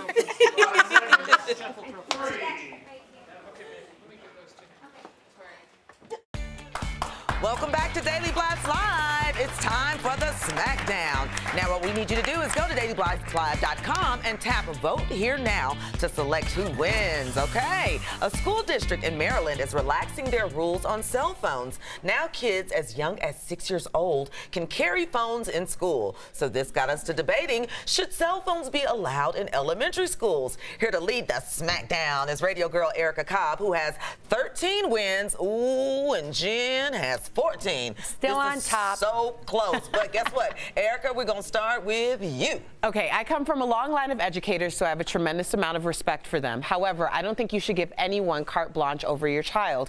If your child needs to reach out, I want my child to reach out to me. Okay, so why don't they do that with the office phone? That's what we did growing up. Both my parents are educators and disciplinarians as well. And I got to tell you what, cell phones ruined my life, okay? I'm like a 10-second time. No, what are you going to do when the 6-year-old has that? They have games, they have other applications on their phone.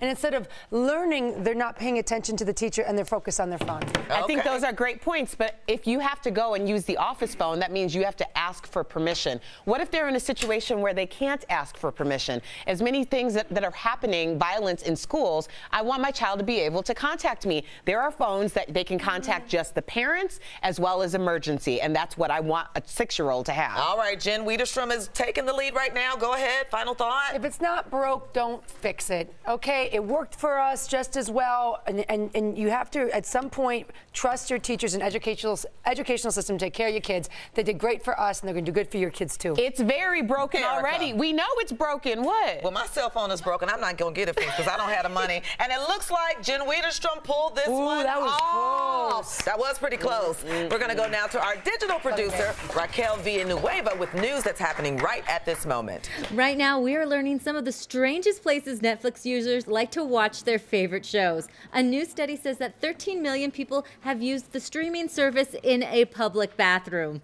22% they have cried in public while watching a show, and 37% admitted to using Netflix at work, which means someone in our studio might be binge watching Stranger Things as we speak. Back to you guys. Oh, okay. I know who it is. Who you think? Connor. Connor's watching Stranger Things.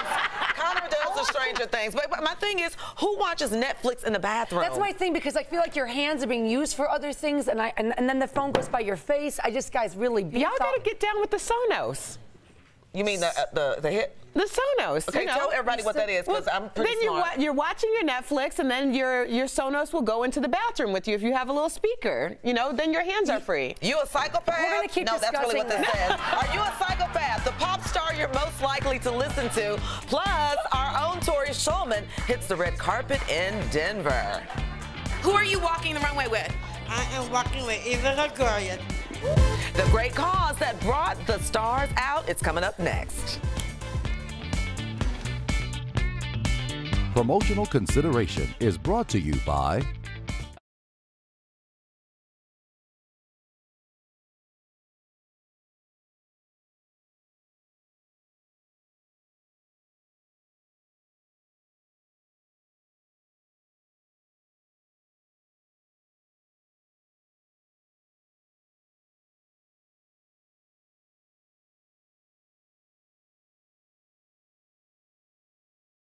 guys. Tammy says, how about something other than cheese? They make chocolate Pop-Tarts. You could use peanut butter. What do you think about that? You know, that might be good. And then Phil was the first one with a recipe. Frosted strawberry with a slice of Munster cheese and a frosted A&W root beer Pop-Tart. I didn't even know they made the root beer Pop-Tarts. I'm a little late here. I have to check those out here. What else we got here? I need more recipes, you guys. Hannah Moon, pumpkin spice Pop-Tarts with marshmallow whip in between. We're getting fancy here now, you know? Good. What about you? What would be your ideal Pop-Tart recipe, you guys? I like the brown sugar one. You like the brown sugar? Hannah, we're loving your recipe. Yes, the pumpkin spice with some marshmallow whip. Yeah, I thought that sounded pretty good. I was like, all right, a little bit. I'm still on a Thanksgiving kick with pumpkin spice, marshmallows, so I thought that would actually sound good.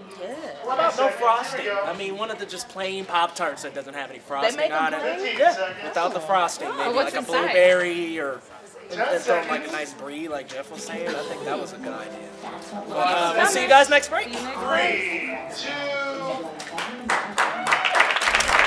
Welcome back to Daily Blast Live, everybody. Our very own pop culture guru, Tori Shulman, was at an event last weekend. Tori, why don't you tell everybody what went down? What went down is we tossed the package, so take a look.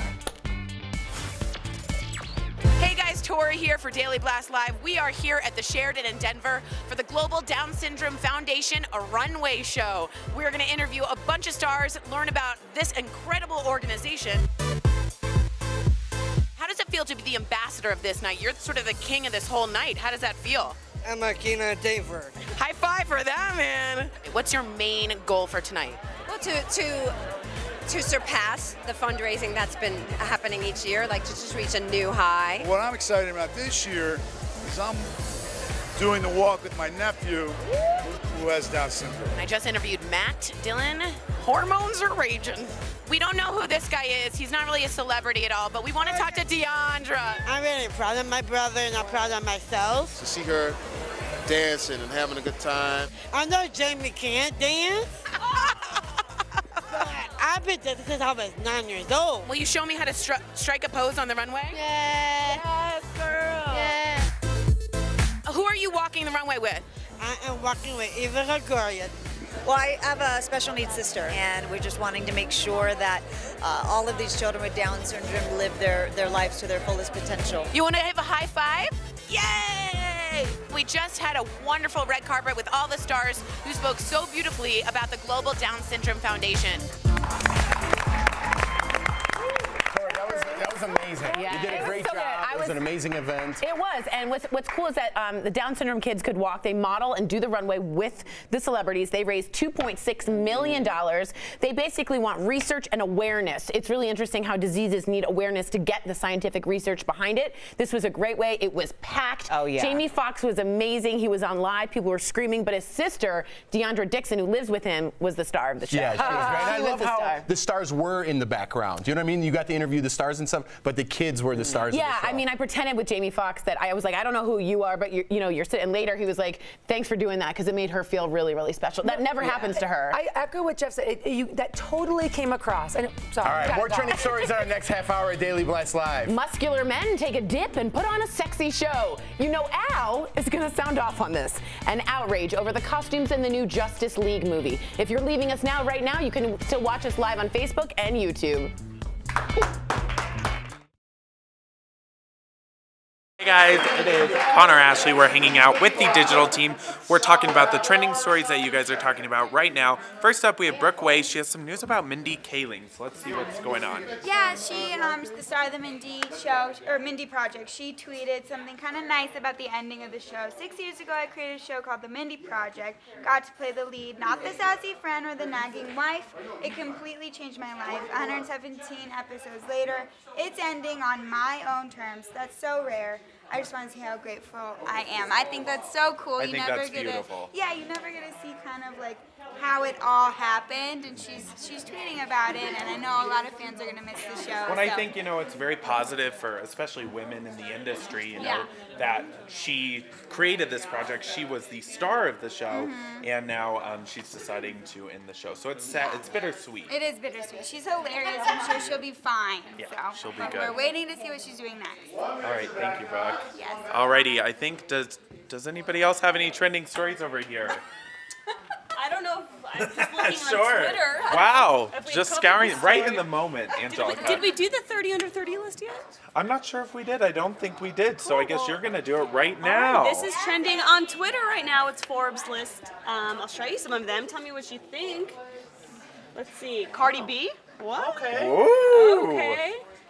Joe Jonas. Oh, I agree with that. Okay, is your name on there? I'm just reading this for the first time. We have Joe Jonas, Mike Posner. Who's your favorite on this? My favorite is probably Cardi B. I love her. I love Cardi B. Where are you, though?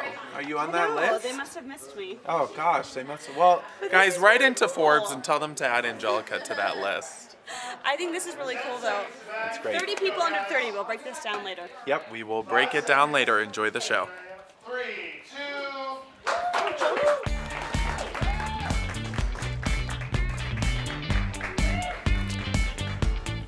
It's Daily Blast Live, the only live show that covers the breaking news and top trending stories that are happening right now. Now, we are live in the DBL studios, and we get very crunk in here, do we not? Because our team is busy tracking the top stories and videos right at this moment, as well as the top feel-good stories that are trending right now.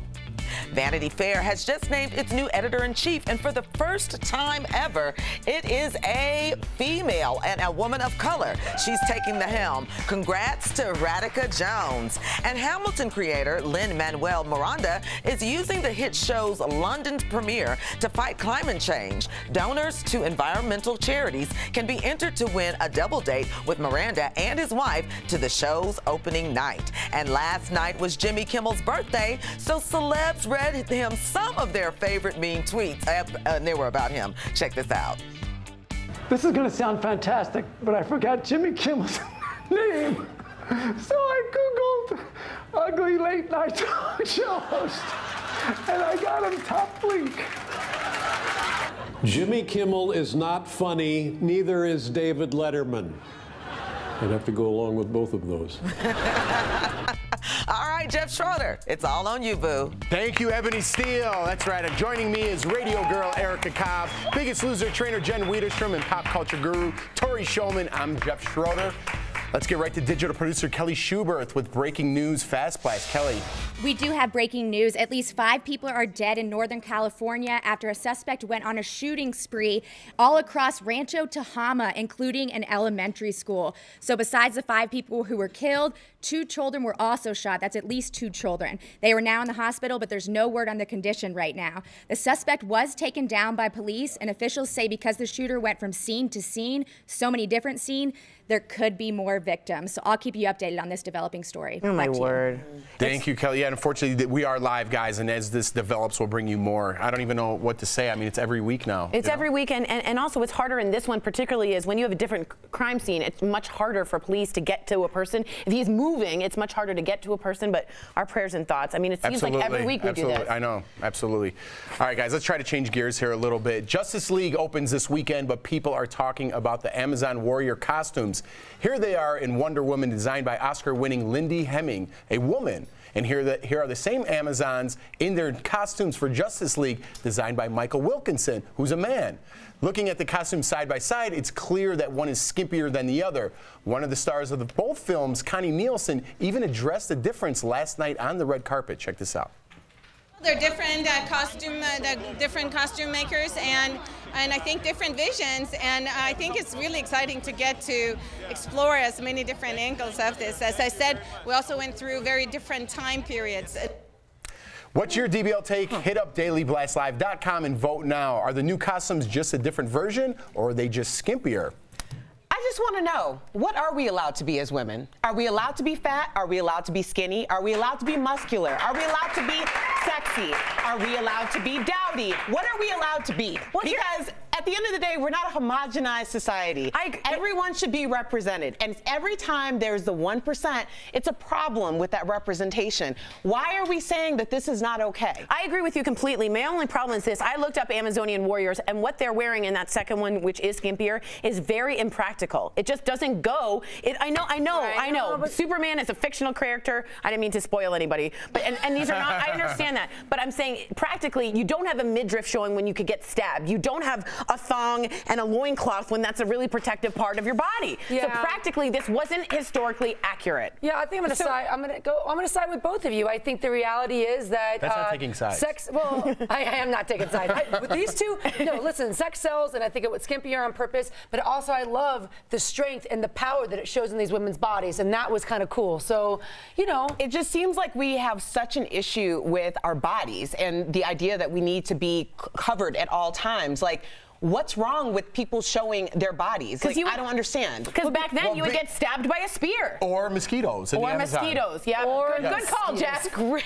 Yeah, because you don't want to be wearing those skimpy outfits in the middle of the Amazon. I think that we're just really uncomfortable with things that are different from us. Yeah, I know. I totally hear what you're saying. I totally hear what you're saying. And if someone was overweight, we'd have a problem with that in that picture, and we'd have a problem with something. But fortunately, this is the world we live in. Yeah, well, yeah. All right, a study out, let's lighten the load. How about that, huh? A study out this week from NYU is the source for today's Bieber beat. Uh-oh. That's right.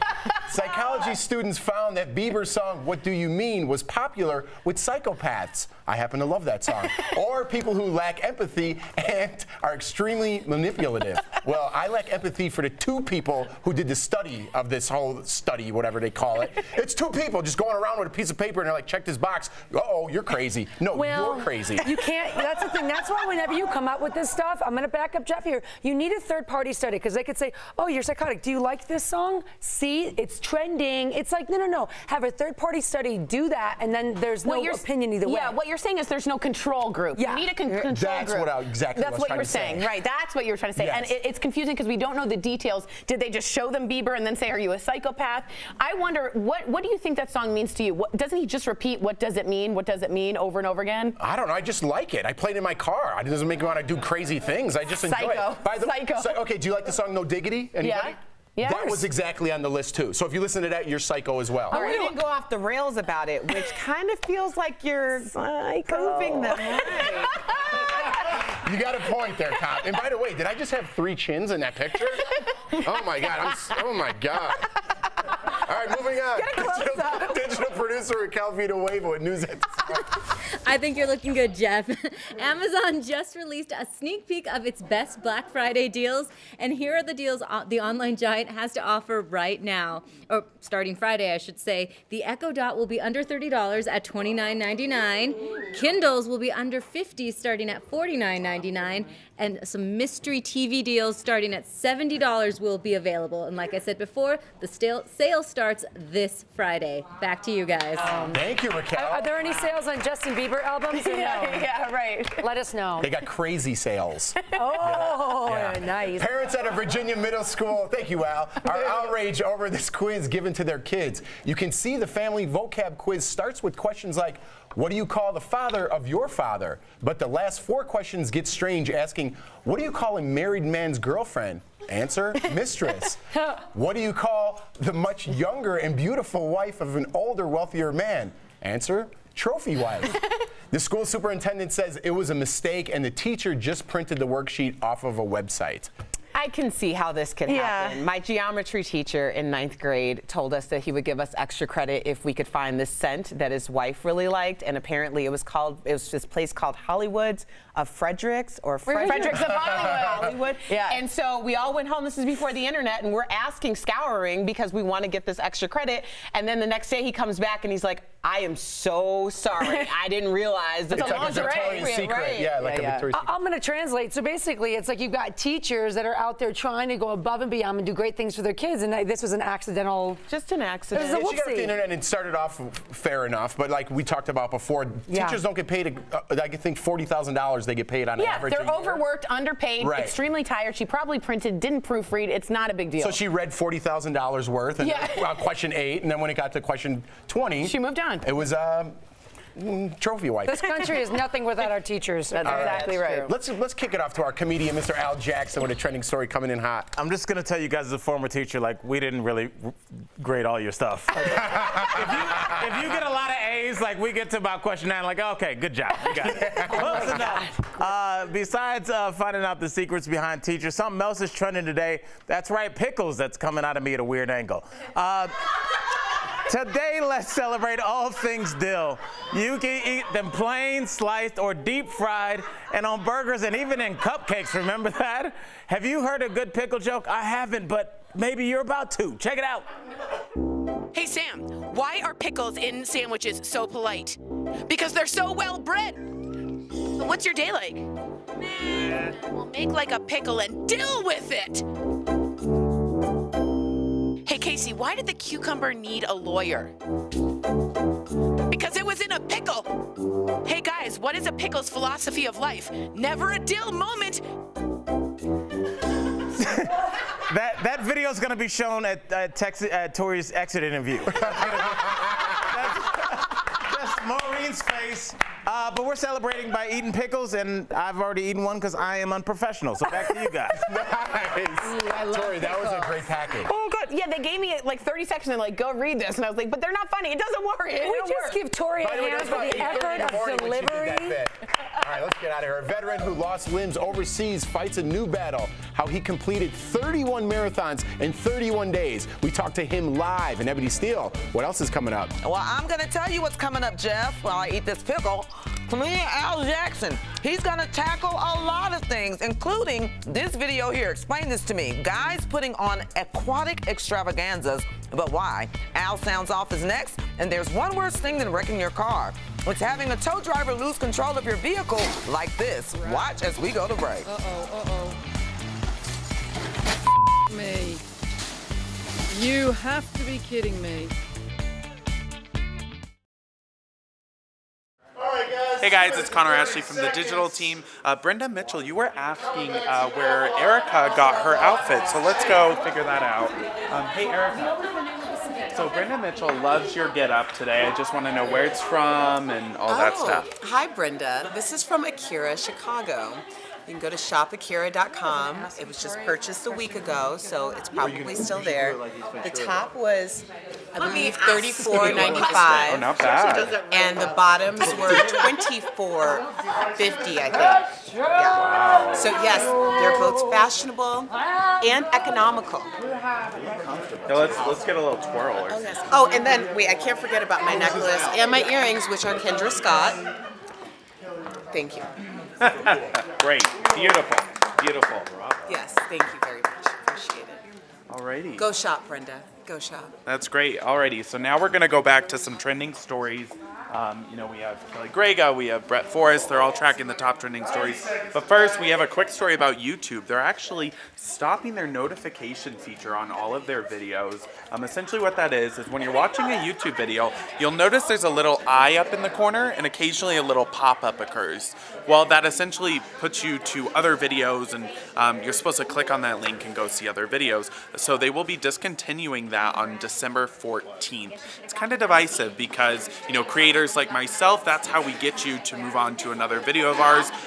But, you know, viewers are sometimes annoyed with that. So let us know your take on that.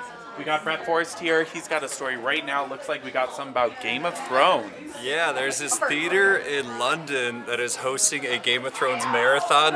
It's going to screen all 67 episodes. Oh my gosh. It's going to take, I think, 4 days to air them so all. They'll screen it nonstop? Yeah, and for anyone who actually makes it through all 4 days, because I can imagine people have lives, it's during the work week too. They will win a year's supply of free pizza from a local English pizza shop. So I don't know, is that worth it? I bet you people are going to call in sick just for sure. I mean, it's already sold out, so people are into the idea. Great. Well, would you guys go watch Game of Thrones for 4 days straight? Let us know. See ya. Yeah. Well, thank God.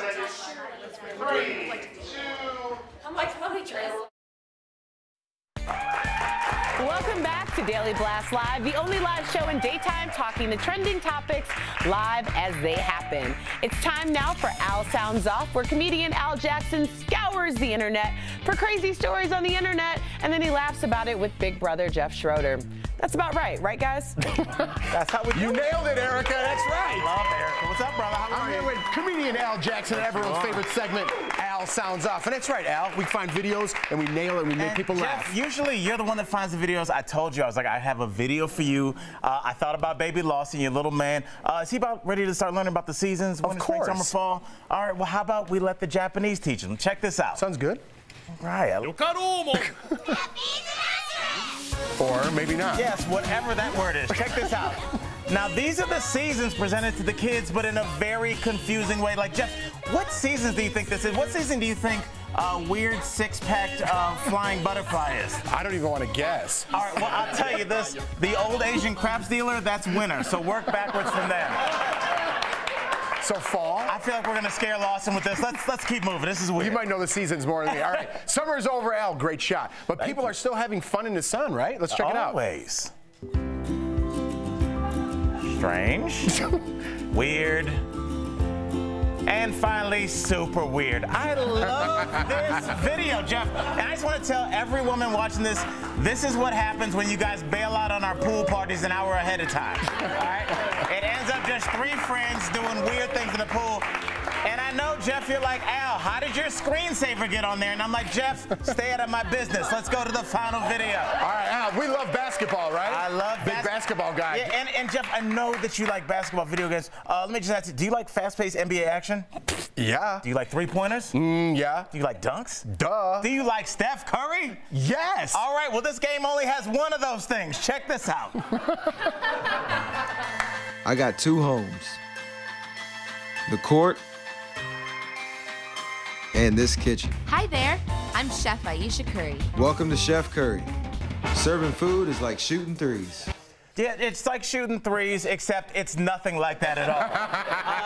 This is the world's second best basketball player, and he's really just been turned into a disgruntled short-order cook. I feel sorry for whatever grandson gets this from his grandmother's like, is this what you wanted, baby? And he's got to go, yeah, this is not what you want. Grandmas, listen up. Kids want NBA 2K and nothing else, so fix it. If this LeBron James had made this game, it would have been all hoops, but this is what happens when you ride with a Golden State Warrior. I'm just saying, I don't care if I end on the left, I end on a fact. And that's Al Jackson. Sound it off, everybody. Digital producer Kelly Schubert with news at the moment. Hey guys, we've got a video that's trending right now. Do you have trouble paying attention during the pre-flight safety announcements when you're flying? This guy's hoping to change that. So Southwest flight attendants, they've got the latest video going viral. Take a look. I'm going to go over the important safety features of this Boeing 737-700. To fasten your seatbelt, slide the flat end into the buckle. To release, lift up on the buckle. Hey, we could all add a little sass to our day, am I right? Back to you guys. Thanks, Kelly. I would love that on our airplane flight. Daily Blast Live is all about news and entertainment and viral videos. Ebony, what's our DBL Nation sharing right now? They are sharing a lot, Jeff, and we've got this next video from a member of our DBL Nation. It looks like these raccoons are losing it over, you guessed it, Doritos. A guy opens up a bag of chips and dozens of raccoons come running. Maybe they'll be in the next Super Bowl commercial. I don't know, who knows? And from the battlefields to marathons, we're gonna talk live to a wounded vet who ran 31 races in 31 days. That's coming up next.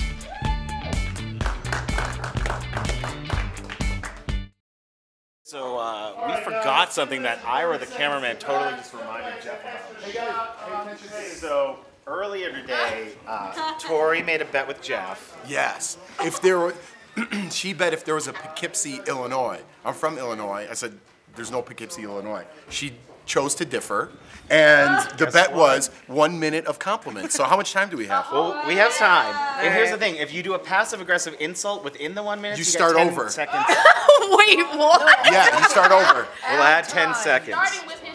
All right? Yeah, you go work your way up. So this is a solid minute Pretend I'm not of listening. compliments. Tori, go ahead. Ready? And go. Jeff, your shoes look aerodynamic and extremely comfortable. A little passive-aggressive. No, I mean it. Just keep going, Tori. Your pants are well fit, and I love the color on you. Your shirt is my favorite part of the outfit. I hate this. Your shirt is my favorite part of the outfit. That didn't sound like a compliment. And because it matches your beautiful blue eyes. Ooh. Very nice. Thank you. Thank you. The pocket square is absolutely phenomenal, which I think is made by Lance Bass's husband. Let's get a little more personal. 40 more seconds. Come on. I think you look real smart today in your gray blazer. That was definitely passive. No, it wasn't. I think you look smart. I think you look rugged. What was the smartest thing I said all day? You said that people in Amazon could get mosquito bites. That was really smart. Also, it's from the jacket. I think that you look, on total, you look rugged yet vulnerable. And I think if I passed you in the street, I wouldn't run away. There's 30 more seconds. Keep Dude, going. I think we got another segment coming out of this. Because so far you've added on 30 bonus. All right, I think your hair looks awesome. I think you have baby skin face because you've been using Kiehl's, which Dre's been talking about. Oh yeah, his old shoes are, I like that you look like Forrest Gump with your old shoes. They're vintage, thank you. This didn't sound like a compliment session at all. You can't tell, but you smell delicious. There we go. The half claps. You're a great co-host. All right, that's the best you're going to get, Jeff. One real I know. comment the entire That was awkward to witness. Yeah. What else are you going to do?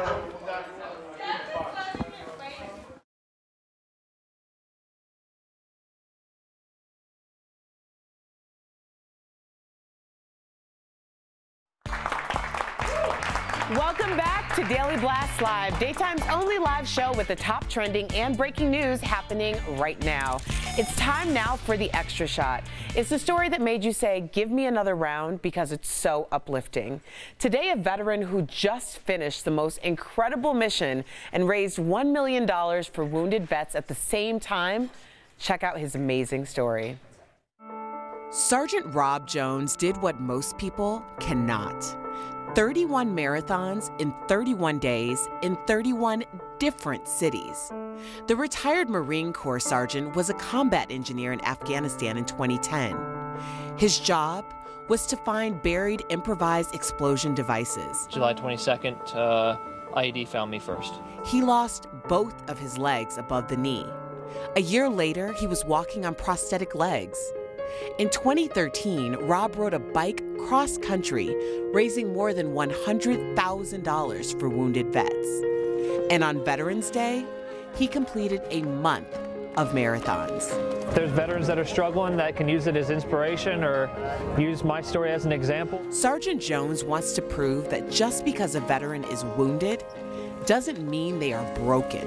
I just wanted to make as big a statement as I possibly could. Mission accomplished, Sergeant Jones. And Sergeant Rob Jones is joining us live right now. Hi there. First, thank you for your service. Tell us how you're feeling. We're so excited to have you. Tell us how you're feeling running 31 marathons in 31 days.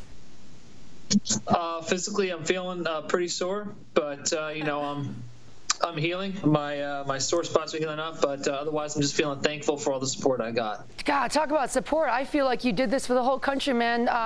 You know, listen, you're on a mission to change how the world views a wounded veteran, and I want to hear, you know, what else you are trying to change. Yeah, you're right. I did have a whole country behind me, and I think what I'm trying to change is the perspectives on hardship. And what I mean by that is, instead of seeing a tragedy as something that's blocking you from success, I'm trying to get people to see it as something that they can use as a tool to make themselves even better than they were before. Amen. Wow. And you are the example of just that. And Sergeant Jones, 31 marathons in 31 days.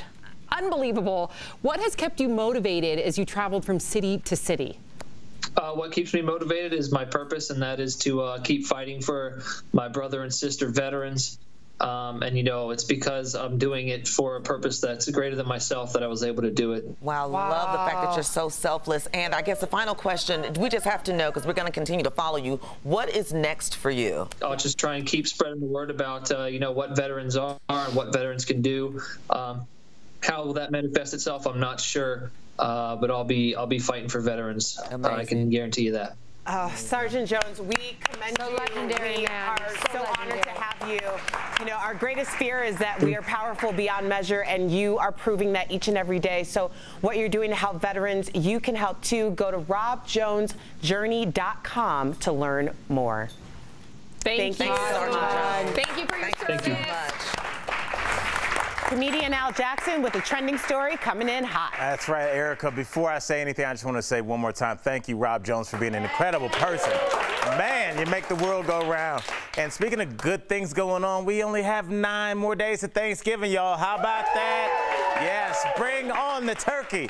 And parents are posting the cutest pictures of their kids dressed as turkeys. Now, I don't know if it gets any cuter than this sleeping baby with a knitted turkey hat. Come on, that's adorable. And even kids helping making turkey dinner by making it take 2 hours longer than it should be.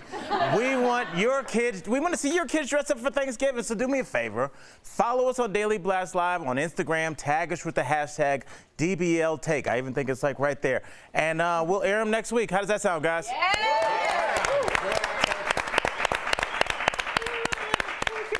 Okay, our staff is busy tracking the stories that are trending and you're sharing. Sports stars, they're just like us. New York City subway riders got a big surprise when Cavs superstar LeBron James and his teammates hopped on the train.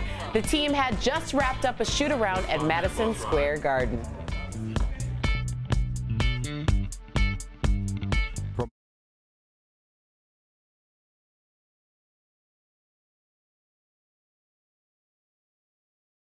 Really quickly, guys, BHR Brady wants to know if the anti-Jen and anti-Tory segment is going to happen babysitting Lawson's. 1:30? Yeah. I mean, I'm all in. I think we're going to need to get some parental approval. Yeah, we got to get a yay on this. Is Jordan okay with it? I think so. When he looks up and to the right, it means no. No, it's supposed to be down and to the left. Oh. I was thinking about the conversation. We did have a conversation about it, but I think there has to definitely be 2 of them. I think that was what we and some ground rules. Oh yeah, and some crew that can know. Yeah, definitely the drinking is. I don't even know what's gonna happen with that. Like it's got to be like 1 glass of wine to like chill. There'll be no so drinking. We're gonna have a cocktail. No, you can have a limit? cocktail. Oh, for sure. There's a cocktail limit for the first time. I'm all in. I think the loss. I think it would be a great The fact that they're questioning a cocktail limit makes me question this whole babysitting You know what's thing. funny? To be honest, sorry, I have never babysat anybody. I was the bait ever. I'm not particularly. He's not in. So who's gonna babysit Tori while you're babysitting? There's so much. Well, someone's got to hold the camera. Someone's got to hold the camera. There was someone responsible. It might take a host, all of us, to babysit Lawson. There might be some. See it. We want to see it. But Lawson has a really big crush on Auntie Jen, so that'll take up the whole night. Like they'll just hang out and I'll just sit and watch. You'll be out on the porch, like, having a ball. Right. And then drink, and then they'll come home and be like, I put a drinking limit on this whole thing. We're gonna get the drinking limit finalized and we'll get back to you guys on it. 138, 2 sides.